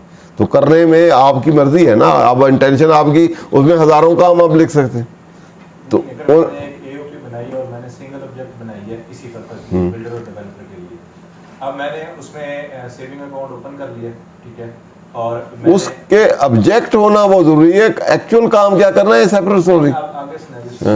अब मैंने सेविंग अकाउंट ओपन किया, उसके ऊपर मेरी टैक्स डिडक्शन हुई है 10 लाख रुपए की, ठीक है, मुझे 1 करोड़ रुपए प्रॉफिट मिला, ठीक है। और उसके बाद जो मैं यानी कि जो इधर मैंने टैक्स जमा करवाया, जब मेरी टैक्सेशन आएगी मैं क्योंकि 10 टाइम से ज्यादा प्रॉफिट नहीं ले सकता। नहीं, वो आप सिर्फ टू द एक्सटेंट ऑफ वो डेवलपर प्रॉफिट गेन और इनकम है, उसका इनके साथ कोई तल्लक नहीं, दूसरी इनकम के साथ। कोई कैपिटल गेन है, आप कोई एसेट बेच दिया है, आप कहें ये भी इसका है, वो नहीं। कैपिटल गेन तो आपकी प्रॉपर्टी बेच दी आपने कोई, अदरवाइज नहीं। मैंने एओपी में ना मेरी कोई प्रॉपर्टी, मेरे सिर्फ सिंगल ऑब्जेक्ट बिजनेस था कि मैंने उसमें पांचों के पांचों हेड नॉर्मल के हैं, सैलरी निकाल दें, बाकी आपकी रेंट दे दें आप कोई किराए पे, तो रेंट पे टैक्सेशन लैदा होगी। इनकम फ्रॉम कोई अदर सोर्सेज है उसकी आएगी तो वो लैदा होगी, वो इसके अंदर नहीं होगी। यहाँ आपका सिक्योर बेस है जो आपने डेवलप कर दी और कंप्लीट प्रोजेक्ट कर दी। इसके अलावा अगर आपकी इनकम कोई है, डीम्ड इनकम भी ऐसे है 111 की, इसका सोर्स नहीं पूछा जाएगा। इसके अलावा कोई है तो वो आती है ये प्रोजेक्ट डेवलपमेंट की, उसमें सेक्शन 111 लगेगा। ये to the extent of investment है, और इन्वेस्टमेंट भी किसकी, शेयर होल्डर को, उसको एओपी को नहीं है। ठीक है, किसको है ये इम्यूनिटी, किसको है, शेयर होल्डर को। शेयर होल्डर तो कंपनी नहीं है, कंपनी की टैक्सेशन तो नॉर्मल है। शेयर होल्डर ने जो इन्वेस्टमेंट की है उसको नहीं पूछा जाएगा कि ये पैसे आपके पास कहां से है। कोई मेरी बात समझे कि नहीं? एओपी की तो अपनी टैक्सेशन होगी ना, उस एओपी में अगर वो इन्वेस्टमेंट करेगा तो उसको नहीं पूछा जाएगा। इम्यूनिटी एओपी की नहीं है, उसको है। जो इंडिविजुअल तो मेरा खुद ही बिजनेस है, मेरे से नहीं पूछा जाएगा कि इस बिजनेस में मैंने पैसे कहां से ला के लिए। अब एओपी में तो पार्टनर्स हैं ए बी सी डी, अब एक ने 2 लाख लगाया, एक ने 5 लाख लगाया, एक ने 3 लाख लगाया। अब उनसे नहीं पूछा जाएगा, अगर ये कंडीशनें फुलफिल होती हैं, वो पैसे देता है, थ्रू क्रॉस चेक देता है, बैंक अकाउंट खोलता है, ऐसी कंपनी में लगाएगा जो ये कंडीशनें फुलफिल करेगी, तो फिर उसको नहीं पूछा जाएगा ये पैसे कहाँ से आए। ठीक है, और कंपनी की टैक्सेशन उसने एक दो जो ये प्रोजेक्ट, इस प्रोजेक्ट से पैसे आने, डेवलपमेंट से या बिल्डिंग से, उसकी तो टैक्सेशन उस तरह देनी। उसके अलावा उसके कोई हेड हैं एओपी के, उसके मुताबिक देनी। जो इंडिविजुअल है उसकी सैलरी भी हो सकती, अगर उसने इंडिविजुअल जो है जिसने पार्टनर है, पार्टनर की कहीं और से सैलरी भी हो सकती। उसका प्रॉफिट ऑन डेट भी हो सकता है, रेंट भी हो सकता है, उसकी अपनी प्रॉपर्टी जो पर्सनल वेल्थ में वो भी बेची हो सकती है। तो आप क्या उस टैक्सेशन नहीं देगा? उसकी इम्यूनिटी है जो उस इन्वेस्टमेंट टू द एक्सटेंट जो इन्वेस्टमेंट उसने यहाँ की है, और उस जहाँ की है उस वो हो जिसके ये कंडीशनें फुलफिल होती, जिस कंपनी में करेगा उस इंडिविजुअल को, शेयर होल्डर को तब इम्यूनिटी मिलेगी जब ये कंपनी ये कंडीशनें फुलफिल करेगी। उसमें अगर वो करेगा, अगर वो पहले इन्वेस्टमेंट करने से पहले देखे कि उसकी ये कंडीशनें है कि नहीं। पहले आप इंटरमिंगल ना करें इंडिविजुअल को और कंपनी को, ठीक है ना। आप तो कंपनी पॉइंट ऑफ व्यू से, वो तो टैक्सेशन तो कंपनी ने देनी है, जो हमने रेट दिए हैं वो इंडिविजुअल ने नहीं टैक्सेशन देनी, वो कंपनी ने या एओपी ने या एलएलपी ने टैक्सेशन देनी है ना, सिक्योर फीट बेस वाली। इंडिविजुअल ने तो नहीं देनी, इंडिविजुअल की तो अपनी टैक्स लायबिलिटी बनेगी। तो इसलिए उसका लिंकेज सिर्फ उसको इम्यूनिटी की हद तक है। वो पहले टैक्सेशन हमने पढ़ी है, वो पढ़ी है हमने इंडिविजुअल एओपी की जो काम करेगा एज ए डेवलपर, और वो यहाँ हम बात कर रहे हैं इम्यूनिटी की। इंडिविजुअल अगर है तो वो खुद ही इन्वेस्टर है, खुद ही बिजनेसमैन है, ठीक है। यहाँ जो है सिनेरियो डिफरेंट है। कंपनी एओपी एलएलपी अलहदा एज ए डेवलपर और बिल्डर है, और जो उसमें इन्वेस्टर हैं वो अलहदा लोग हैं, ठीक है। वो कोई भी काम कर सकते हैं, वो कोई जरूरी नहीं वो डेवलपर हो, वो एबीसी कोई भी हो सकते हैं। बेसिक ऑब्जेक्टिव कंपनी का, एओपी का, एलएलपी का होना चाहिए मैं डेवलपर हूँ। फिर वो इंडिविजुअल जो है उसमें इन्वेस्टमेंट करेगा एज ए पार्टनर या एज ए शेयर होल्डर, तो फिर इसको इम्यूनिटी मिलेगी। क्लियर जी। इसलिए आपस में उसके 5 के 5 हेड ही उसको लगेंगे इंडिविजुअल को। ये नहीं कि बाकी वालों में वो उसके अंदर देगा ही हरे में, वो कहे मेरे सैलरी पे भी मैंने देना, भाई मैं तो ना डिविडेंड पे देना है, ना प्रॉफिट ऑन डेट पे देना है, ना मेरा कोई और बिजनेस भी उसका हो सकता है। उसको बंद नहीं करना कि वो खुद और कोई बिजनेस कर नहीं सकता। पार्टनर तो कर सकता है, वो एओपी नहीं कर सकती, ठीक है ना। एओपी भी कर सकती है तो उसकी टैक्सेशन सेपरेट होगी, लेकिन वो बनी नहीं हो, सिंगल ऑब्जेक्टिव हो, और ये आप जो कंडीशन पढ़ रहे थे वो आगे क्या है।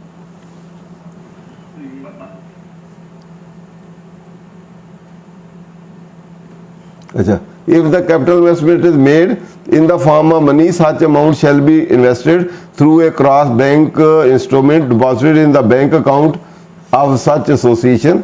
तो वो क्रॉस चेक अपने क्रॉस चेक अकाउंट से और उनके क्रॉस चेक अकाउंट कंपनी के अकाउंट में या एओपी या एलएलपी में देगा, और फिर कंपनी वहाँ से इस्तेमाल करेगी। अगर वो कैश देता है उसको तो फिर नहीं होगा। उसके बाद लैंड अगर देता है तो सच अब इंडिविजुअल है, वहाँ तो ट्रांसफ़र की जरूरत नहीं। आप तो इंडिविजुअल अपनी ज़मीन देता है अगर एओपी को, कंपनी को, तो वो उसके नाम फिर ट्रांसफ़र कराएगा। ट्रांसफ़र करके रजिस्ट्रेशन अपने नाम की प्रॉपर्टी उसको रजिस्टर कराएगा, तो फिर ये condition full. Provided that purchase have a ownership by title, उस वक्त उसकी अगर ज़मीन उसकी अपनी टाइटलशिप में हो, ओनरशिप में हो, फिर वो एओपी को, इंडिविजुअल को और एलएलपी को वो दे सकता है।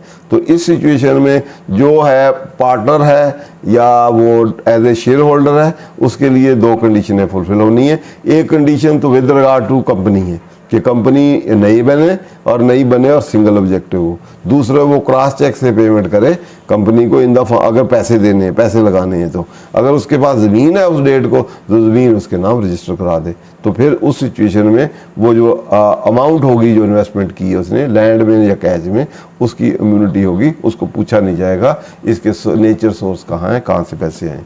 Clear ji.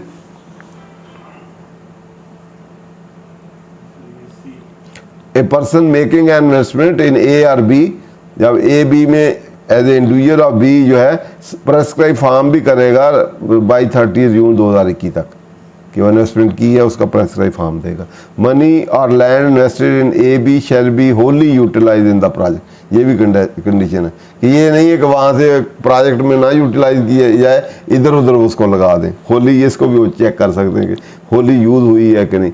Completion of project certified in the following manner, और प्रोजेक्ट जो है उसकी सर्टिफिकेशन जो है in case of builder the map approving authority or NESPAK shall verify that grey structure as per approved plan has been completed by the builder before 30 day of September. अब यहाँ completed का word वहाँ completion हमने define की थी, वो मुराद है इससे, ठीक है। In case of a develop the map approving authority shall certify landscape has been completed on before 30 दिन ना। The firm of chartered accountant I cap rating notified by the shall certified at least 50% of the plot has been booked for sale and least 40% वो receive proceed जो है has been received, at least 50% of the road has been वो जो उधर definition थी वो condition इधर भी उन्होंने डाल दी ताकि आपने ये इसकी लेनी है इम्यूनिटी फ्रॉम सेक्शन 11 तो ये फुलफिल कर। The provision of section shell also not, ये आपने पढ़ लिया इंडिविजुअल और जो इंडिविजुअल एओपी कंपनी या एलएलपी उन्होंने इम्यूनिटी उसमें जो शेयर होल्डर हैं या इंडिविजुअल अपना बिजनेस करता है या उसके पार्टनर्स हैं उन्होंने स्पष्ट करनी है तो ये कंडीशन फुलफिल होंगी तो फिर उसको इम्यूनिटी मिलेगी। फिर नहीं पूछा जाएगा कि ये जो अमाउंट है आपने कहाँ से इन्वेस्टमेंट की।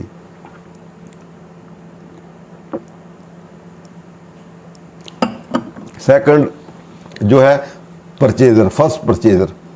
अब ये तो वो हैं जो अब डेवलपर और जो आपका बिल्डर्स है उन्होंने बिल्ड किया, बिल्डिंग बनाई या उन्होंने लैंड डेवलप की तो अब उसका जो फर्स्ट परचेजर होगा उसको भी इम्यूनिटी है। जो कोई भी फर्स्ट प्लाट खरीदेगा या कोई ऑफिस खरीदेगा, कमर्शियल उसमें बिल्डिंग खरीदेगा, कमर्शियल अपार्टमेंट खरीदेगा या कोई रेजिडेंशियल उसमें फ्लैट खरीदेगा तो उसको भी एग्जाम्पशन है। तो उसकी एग्जाम्पशन के लिए वो ये दो कंडीशन फुलफिल करेगा।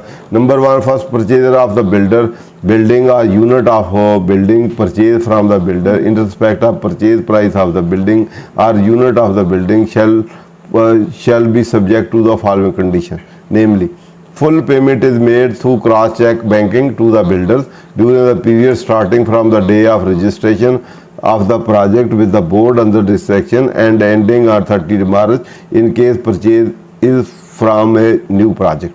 न्यू प्रोजेक्ट के लिए इस सिचुएशन में इस तरह ये कंडीशन फुलफिल करेगा तो फिर उसको होगा। एंड दूसरे वाला क्योंकि फुल पेमेंट नहीं है वहाँ फुल भी और बैलेंस भी, इसलिए उन्होंने एग्जिस्टिंग प्रोजेक्ट के लिए सेपरेट कर दिया।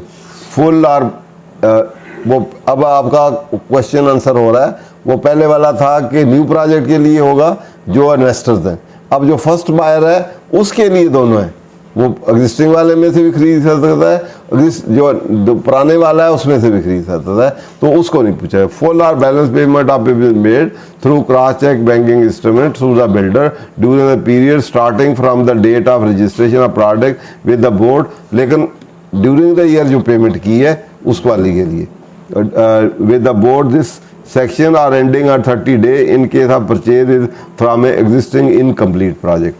and ये आखिरी वाला मोस्ट इम्पॉर्टेंट है जो ना बिल्डर में आता है ना डेवलपर में आता है ना फर्स्ट बायर में आता है। ये एक क्रिटिकल सी चीज़ है, ये एक डिस्प्यूटेड भी है कि ये इसको बिल्डर होना ज़रूरी है कि नहीं या इसको डेवलपर की डेफिनेशन में फॉल करना है या नहीं।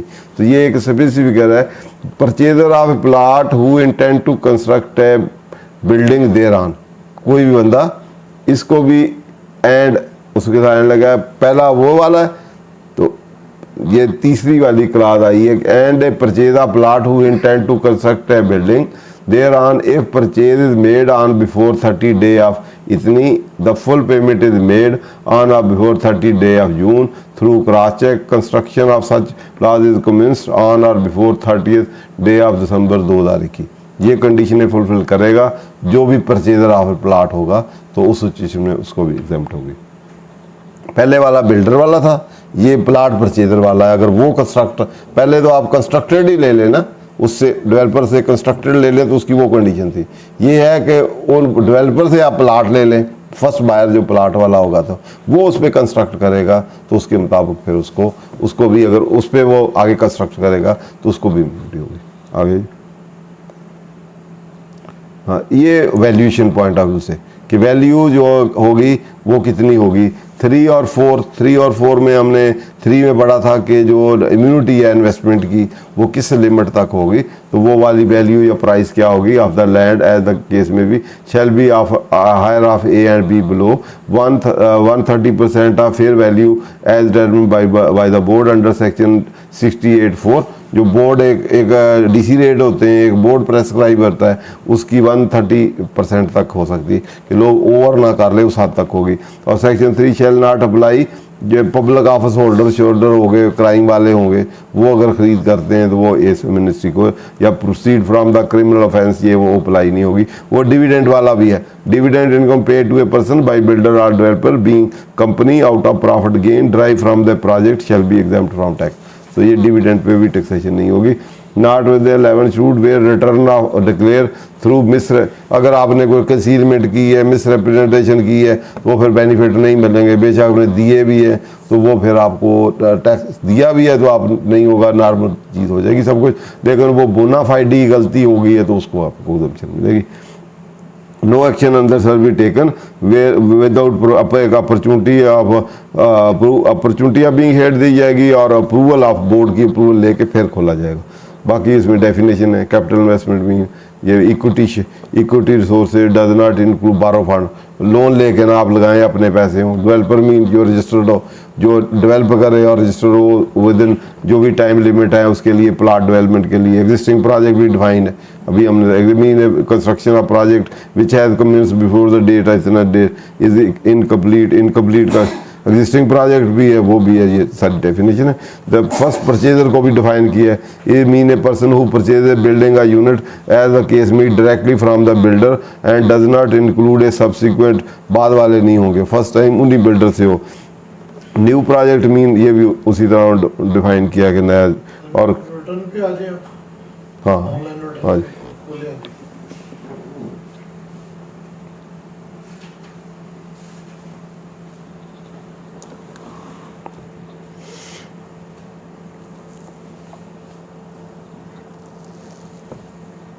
वहाँ पे इसकी फीडिंग कैसे आनी है, सेल परचेज हाँ देनी है या देनी जितनी अब सारों की देनी, आए खोलें।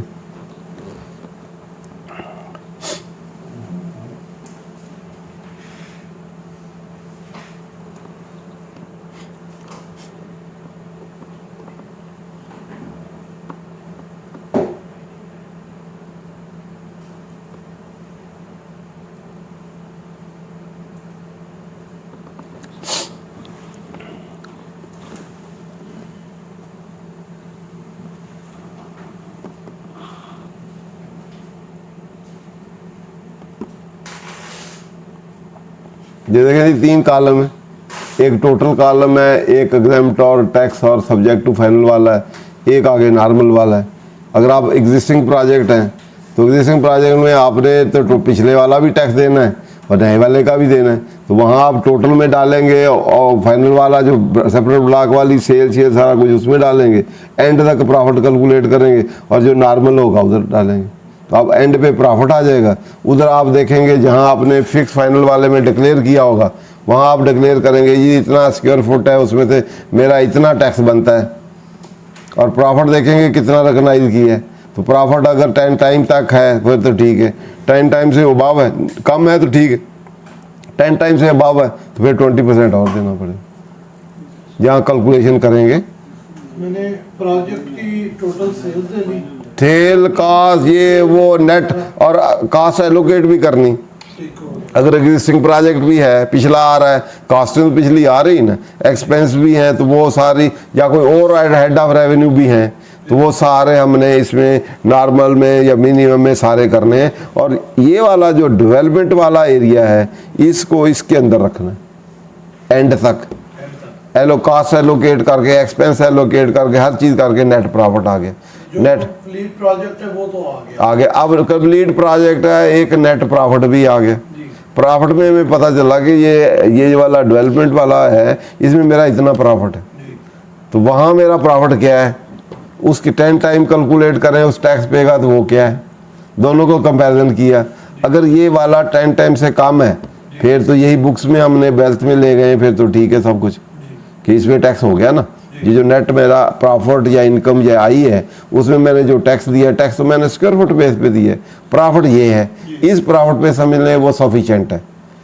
अगर इस प्रॉफिट को 10 उसका 10 टाइम कैलकुलेट करें तो वो प्रॉफिट इस प्रॉफिट से जो यहाँ आया है नेट वो ये ज़्यादा है, ज़्यादा की सिचुएशन में फिर हमें जो एडिशनल एक्सेस है उस पर 20% जहाँ चार्जेबिलिटी कैलकुलेट करनी, 20% और जैसे मिनिमम नहीं हम कैलकुलेट 20% और कैलकुलेट करके लायबिलिटी डाल देनी। सर ये कॉलम आ रहा है गेन बाय बिल्डर, हाँ, gain in excess of time, तो यहाँ हम टाइम दे देंगे, टाइम इधर कैलकुलेट करेंगे ना तो उस पर 20% लगा देंगे, उसका 10 उधर चला जाएगा, 20 वाला एक्सेस वाला इधर आ जाएगा।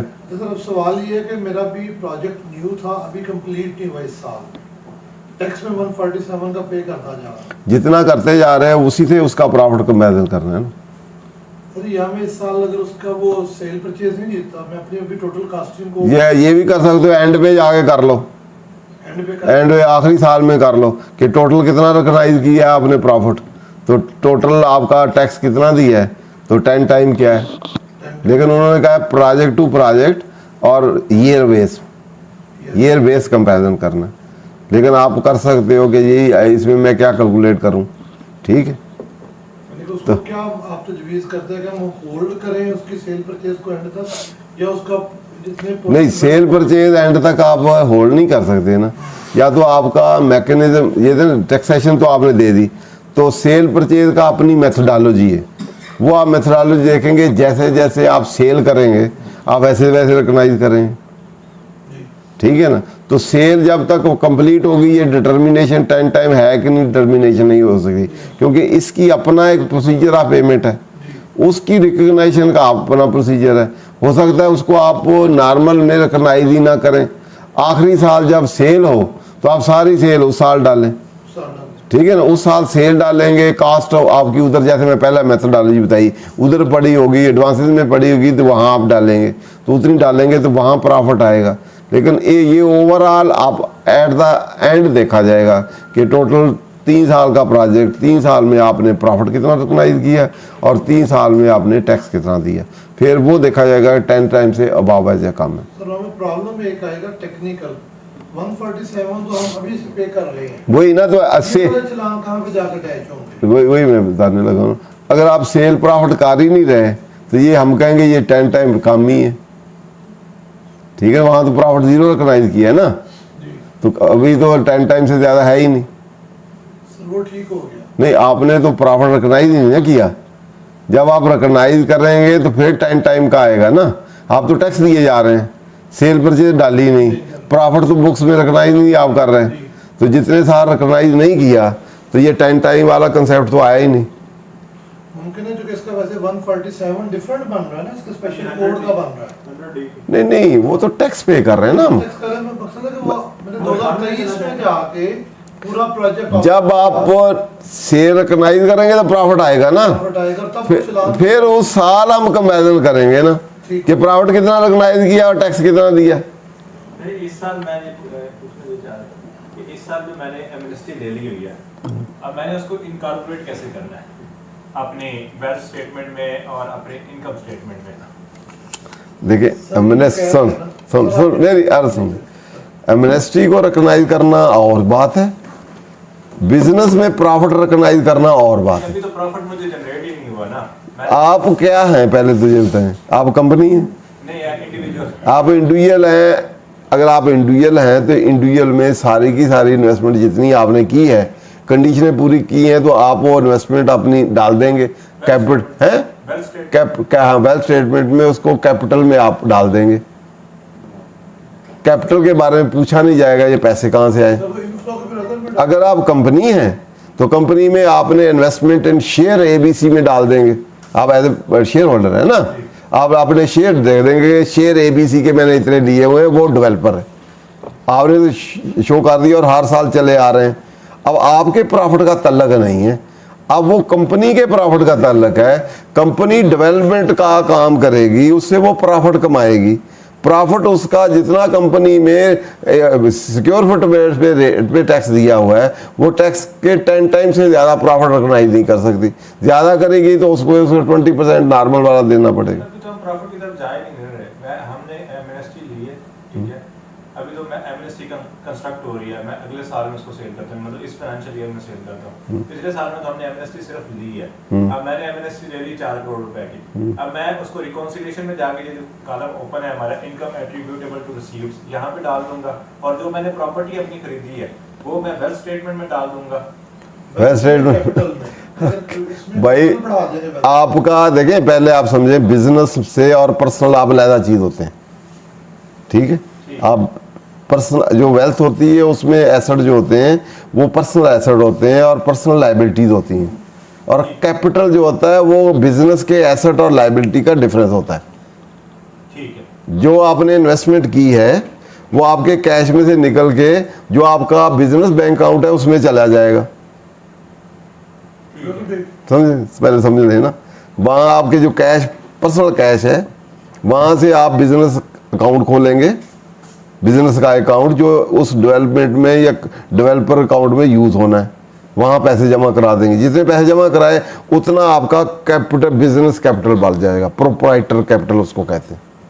अब इसको बाइफरकेट करके लिखेंगे जो बिजनेस कैपिटल है। तो कैपिटल सिर्फ ये एक लिखा जाएगा, इसकी बैलेंस शीट बनेगी, बैलेंस शीट आप शो करेंगे अपनी उसमें रिटर्न में। अगर आप रिकमेंड कर दें तो मैं कहना चाह रहा हूँ आप रिकॉन्सिलेशन में इस कॉलम में अपनी इन्वेस्टमेंट लिखें जी। ये इन्वेस्टमेंट को आप वेल्थ में जाके कहाँ लिखें? कैपिटल में लिखें सर। रिकॉन्सिलेशन में ये कॉलम है? आ रहा है सर, ये कॉलम आ रहा है income attributable to receipt builder developer, या फिर अदर में लिख दें।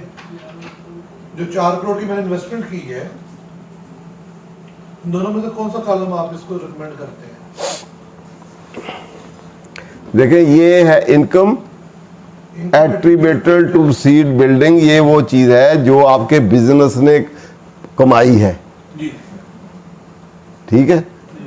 एक जो इसको 10 टाइम से कंपैरिजन करना, ये आपने प्रॉफिट जो रिकॉग्नाइज किया है कि मेरे डेवलपमेंट से या कंस्ट्रक्शन से आई है, ठीक है। जो सेपरेट ब्लॉक की फाइनल टैक्सेशन की नहीं आती, यही देखिए एक फाइनल टैक्सेशन की आई होगी, एक नॉर्मल वाली आती है, एक फाइनल वाली आती है, एग्जाम्प्ट वाली आती है, ये वो आ गई है। इसको उन्होंने सेपरेट हेड दे दिया है ताकि 10 टाइम से कंपैरिजन कर सकें। ये जो आपने इनकम रिकॉग्नाइज की है ये डेवलपमेंट वाले एरिया से आई है, जैसे फाइनल वाली आती हैं, तो ये वो वाली आई है, वो आपने शो करनी है कि ये मेरी ड्यूरिंग ईयर मैंने इतनी इनकम कमाई है, ठीक है। वो वाली जो आप इन्वेस्टमेंट कह रहे हैं वो अदर में या इम्यूनिटी में आप डाल सकते हैं ऑन रिकंसाइल आइटम। वो जो 100 जैसे फॉरेन रेमिटेंस डालते हैं, वो कहाँ डालते हैं? वो फॉरेन रेमिटेंस का कॉलम है, तो बाकी वो अदर में डाल दें। इसको अदर में डाल लेने 4 करोड़। 4 करोड़ जो इन्वेस्टमेंट आपने की है, जो आपने बिल्डर डेवलपर का अपना लहदा से लिया था ना इंडिविजुअल केस में भी, उसके बिजनेस कैपिटल में जाके 4 करोड़ डालें वेल्थ में, और उसकी जब बैलेंस शीट बनेगी उस 4 करोड़ की, वो उसमें उधर कैपिटल आएगा। अब आपका कैपिटल आ गया ना ऊपर, आपने 4 करोड़ का कैपिटल डाला हुआ है, लेकिन यहाँ रिकॉन्सिलेशन में एट में डालना है, तो आप या तो आपका प्रॉफिट भी साथ है तो इसमें वो दोनों चीज़ें भी डाल सकते हैं ऐड करके, एक इम्यूनिटी वाला, एक जो आपको प्रॉफिट आया है फ्रॉम ड्यूरिंग द ईयर। उस पर महकमा तो नोटिस कर देगा कि आपने ये प्रॉपर्टी खरीदी थी, आपने डिक्लेयर ही नहीं की। कौन सी? कर देगा तो आपके पास रजिस्ट्री का वो डिक्लेरेशन किस लिए है? आपकी बैलेंस शीट क्या है? उसमें लिखी नहीं हुई लैंड, वो बैलेंस शीट तो हम अलग बनाएंगे, रिटर्न में तो नहीं शो होगी। क्या रिटर्न में कैपिटल नहीं शो हुआ? वो कैपिटल क्या चीज़ होती है? सर 100D वैसे कैपिटल क्या है? फॉर्म सबमिट किया वहां पे उसकी डिटेल नहीं कैपिटल क्या होता है? Business asset minus business liability. तो बिजनेस एसेट लायबिलिटी, उधर बिजनेस एसेट में सारी चीज़ें हैं वो जो आपने उस पैसे से खरीदी। अगर आपने प्रॉपर्टी नहीं खरीदी बेटा, आपने तो पैसे दिए टू द बिजनेस कि प्रॉपर्टी खरीदी आपने, आप क्यों बिजनेस को अपने साथ अटैच कर रहे हैं? ठीक हो गया, मतलब आपने पैसे दिए हैं बिजनेस बैंक अकाउंट को और उस बिजनेस बैंक अकाउंट में हो गया, कैपिटल में चले गए, और बिजनेस ने खरीदी आगे प्रॉपर्टी, और वो उसने डिक्लेयर कर दी हुई है। उसने डिक्लेयर कर दी है अपने उस बैलेंस शीट में।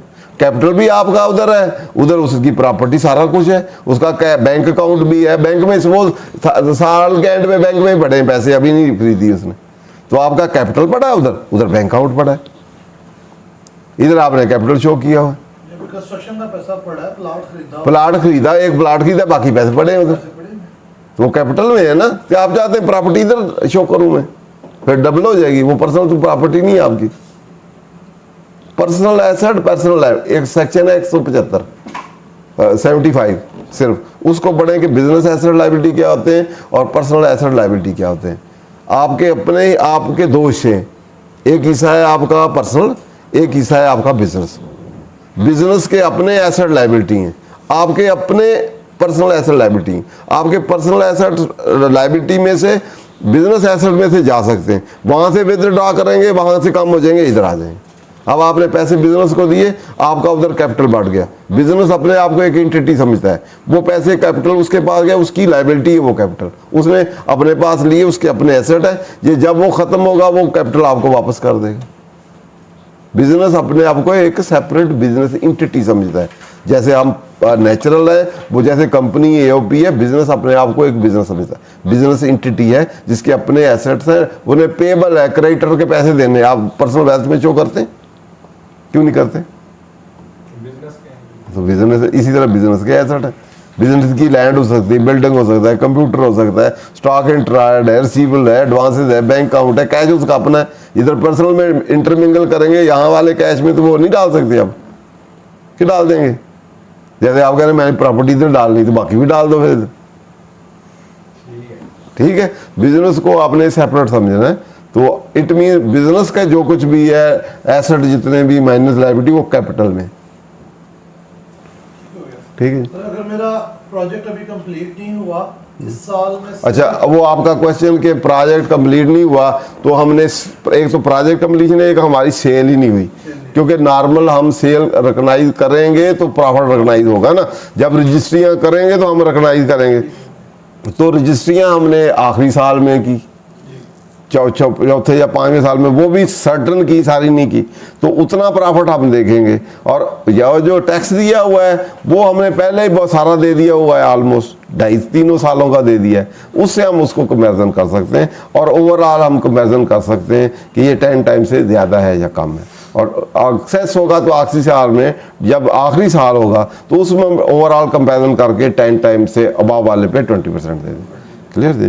पहले में क्योंकि आपने सेल परचेज डाली ही नहीं, आपने कहा ना मेरी सेल है, परचेज मेरी वो स्टॉक एंड ट्रेड है, परचेज में है ही नहीं, एक्सपेंस है ही नहीं कुछ, सारे उधर बुक हो रहे हैं, कैपिटलाइज हो रहे हैं। और आखिरी साल में सेल हुई है तो सेल डाली, जो आपने लिए हैं पैसे वो आपने एडवांसेस में शो किए हुए, तो इसलिए प्रॉफिट रिकॉग्नाइज नहीं किया। जब रिकॉग्नाइज करेंगे, बुक्स में अकाउंट फार करेंगे, तो फिर उसका कंपैरिजन होगा। और अभी जो हमने एडवांस इस्तेमाल करवा दिया है 147 में, वो हमारा रिफंड में चला जाएगा इस साल में जब रिटर्न फाइल करेंगे? क्यों? उसमें मैंने जो एडवांस टैक्स, वो तो बेटा आपने एनुअल लायबिलिटी कैलकुलेट करनी है, उसका ही एडवांस जमा कराना है। तो इसका ना अलग कोड में जमा हुआ होगा, इसका जो बिल्डर डेवलपर वाला है ना, इसका 100D के अलग कोड के अंदर 147 गया है। अब हमने कैलकुलेट एनुअल क्या कैलकुलेट किया है? सर एनुअल अभी मेरी कोई इनकम ही नहीं आई। नहीं, इनकम का कोई तल्लक, इनकम का कोई तल्लक नहीं। 1,30,00,000 रुपए मेरा टैक्स। ये कैलकुलेशन हमने की है कि सिक्योर फुट कितने हैं टोटल, तो वो तो हम देते जा रहे हैं, तो वो एडवांस 3 महीने में हम देते जा रहे हैं। वो हमारी फाइनल लायबिलिटी होती जा रही। सवाल ये है कि वो वाला जो उनका सवाल है कि 147 मैंने दे दिया 50 लाख रुपए इस साल में, मैंने अभी ना सेल रिकॉग्नाइज की, ना परचेज, ना एक्सपेंस, ना प्रॉफिट। तो ये जो 147 मैंने 50 लाख दे दिया हुआ है। अच्छा सुन ले, ये जो एडवांस टैक्स दिया है ना, ये 147 में आपने डेवलपर के बेसिस पे दिया है, जो आपका सिक्योर फुट बनना है वो आपने पहले कैलकुलेट किया है प्रोजेक्ट टू प्रोजेक्ट, उसमें से ड्यूरिंग द ईयर आपने दिया है। साल के एंड पे लायबिलिटी आपकी बननी है ना, वो प्रोजेक्ट की बननी है ना, साल के एंड पे रिटर्न देनी है आपने, ये उसके अगेंस्ट ही एडजस्ट होगा ना। सर ये तो हम कह रहे हैं कि प्रोजेक्ट मेरा मुकम्मल ही नहीं हुआ, मैंने अभी इसकी सेल परचेज प्रॉफिट को लेकर वो अगले साल में करना है। ये आपका फाइनल डिस्चार्ज है ना। ठीक है, फाइनल डिस्चार्ज क्या है? ये टोटल है साल का एनुअल लायबिलिटी कैलकुलेट, हर साल की अपनी लायबिलिटी क्रू होगी ना। इस साल के सपोज 6 माह है, 6 माह की वर्किंग मैंने बताई है ना किस तरह कैलकुलेट करनी। टोटल प्रोजेक्ट एरिया 10,000 है, तो 10 की टोटल लायबिलिटी कैलकुलेट कर ली, तो उसको हमने डिवाइड कर लिया लाइव के साथ, लाइव के साथ मंथ की आ गई। इस साल में 6 माह है तो 6 माह की लायबिलिटी तो आ गई ना। अब 6 माह की लायबिलिटी, एक तो ये है कि रिटर्न जब ड्यू हो 6 माह की रिटर्न के साथ पैसे दे दें, पैसे तो दे दिए। सुन लेना, एक तो ये है कि एडवांस आपने दिया ही नहीं, एक है ये आपने एडवांस दिया है तो तो आपकी एडवांस लाइबिलिटी कितनी बनती है, ये एक 6 महीने की इतनी लाइबिलिटी बनती है ना, उसको ही आप 2 इंस्टॉलमेंट में करेंगे ना। अगर साल पूरा है तो साल को उसकी किस्तें बनाएंगे आप, ठीक है। तो लाइबिलिटी आपकी तो उस साल की तो वही है ना, वो जो हमने टोटल लाइबिलिटी की वो तो 4 सालों की है। पहले 1 साल की लाइबिलिटी इतनी है जो 1 साल की ड्यू होनी है, वो 1 साल की ड्यू लाइबिलिटी ये है, उसको आपने एडवांस में दिया हुआ है। अब एडवांस में शार्ट साल के एंड पे देखेंगे इतनी लाइबिलिटी सारी आपने एडवांस में दे दी है, ठीक है। कम ज़्यादा है, अगर कम दिया है तो रिटर्न के साथ देंगे, अगर ओवर दिया है तो अगले में चली जाएगी। यहाँ तक बात होगी ठीक। सवाल ये है कि मेरी थी 1 करोड़ में लाइबिलिटी टोटल प्रोजेक्ट की। टोटल को तो आपने डिस्ट्रीब्यूट कर लिया ना, आप तो एनुअल बेसिस पे देनी ना, या हमने पढ़ा कि एनुअल नहीं पढ़ा। मैं गुजारिश कर रहा हूँ, मैंने 25 लाख पे कर दिया इस साल, 25 लाख पे कर दिया 2022 में, बाकी का 25 लाख में पे, जब 50 लाख पे करूँ जाकर 2023 में 74 लाख टोटल लाइबिलिटी थी। अब जो 21 में और 22 में मैंने एडवांस पे कर दिया, प्रोजेक्ट मेरा कंप्लीट 23 प्रोजेक्ट के साथ उसका तल्लक नहीं है। पहले लाइबिलिटी हमने टोटल करके उसकी बाइफर्केशन करनी है एनुअल बेसिस पे कि एनुअल की लाइबिलिटी है, प्रोजेक्ट की लाइबिलिटी नहीं है।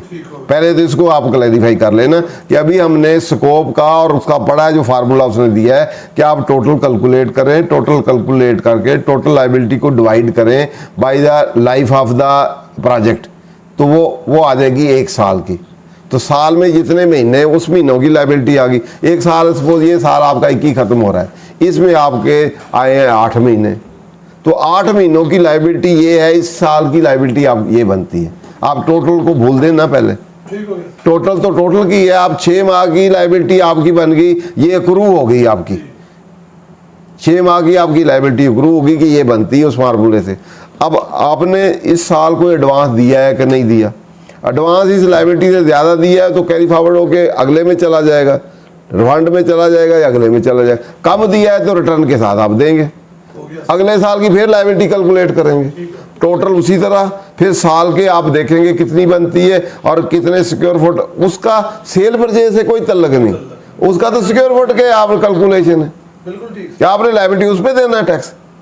फिर वो फाइनल का लहदा चार्ट रहेगा, ये फाइनल पे होती रहेगी। हाँ, वो जो सेल परचेज करें वो तो एक सेपरेट स्टोरी है ना, वो तो नॉर्मल स्कीम है।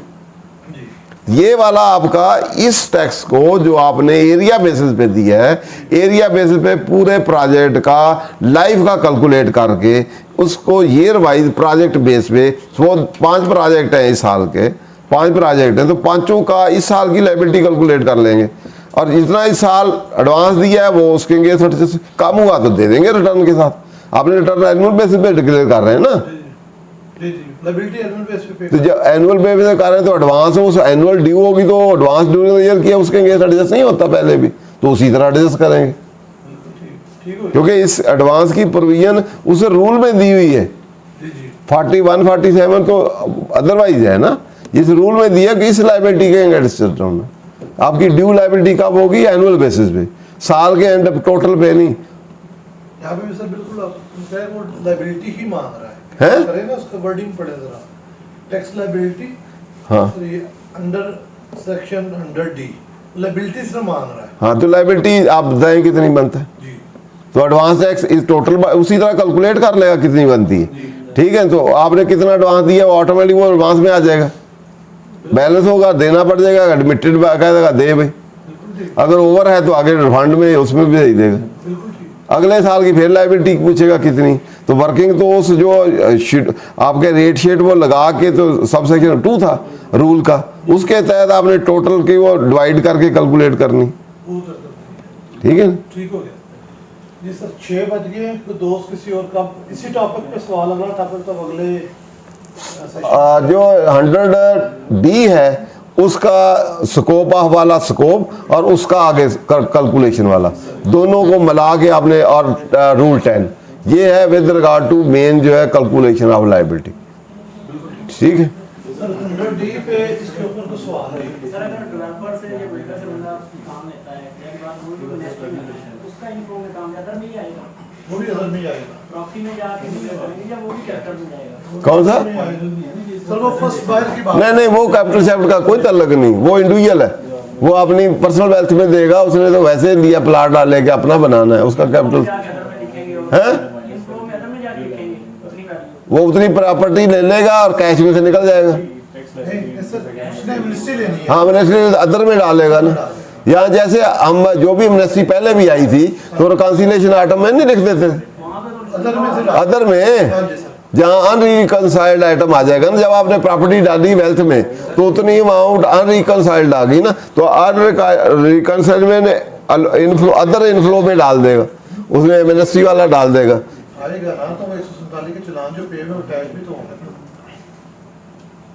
आएगा तो 147 के चलान हमने पे किए हुए हैं एडवांस में, तो वो भी तो कैलकुलेट होता है। इधर लायबिलिटी बुक हो जाएगी, टोटल लायबिलिटी में ये सब कुछ आ जाएगा, नीचे जितने एडवांस टैक्स दिए उधर आ जाएंगे, वो पे वो अटैच हो जाएंगे। वो अटैच हो जाएंगे साथ। इसमें कौन सी बेइज्जती भाई, लायबिलिटी इधर जैसे फाइनल की हम बनाते नहीं है कि एक्चुअल चार्जेबल कितना है, डिडक्ट कितना हुआ है, डिफरेंस ऑटोमेटिकली आ जाता है, नीचे टोटल लायबिलिटी में ऐड हो जाता है, नीचे फिर आपने जितने डिडक्शन या एडवांस दिए हुए हैं वो लेस हो जाते हैं, बाकी बिल एडमिटेड आ जाता है। वो चलान अटैच हो जाए, पे तो ऑलरेडी कर दिया।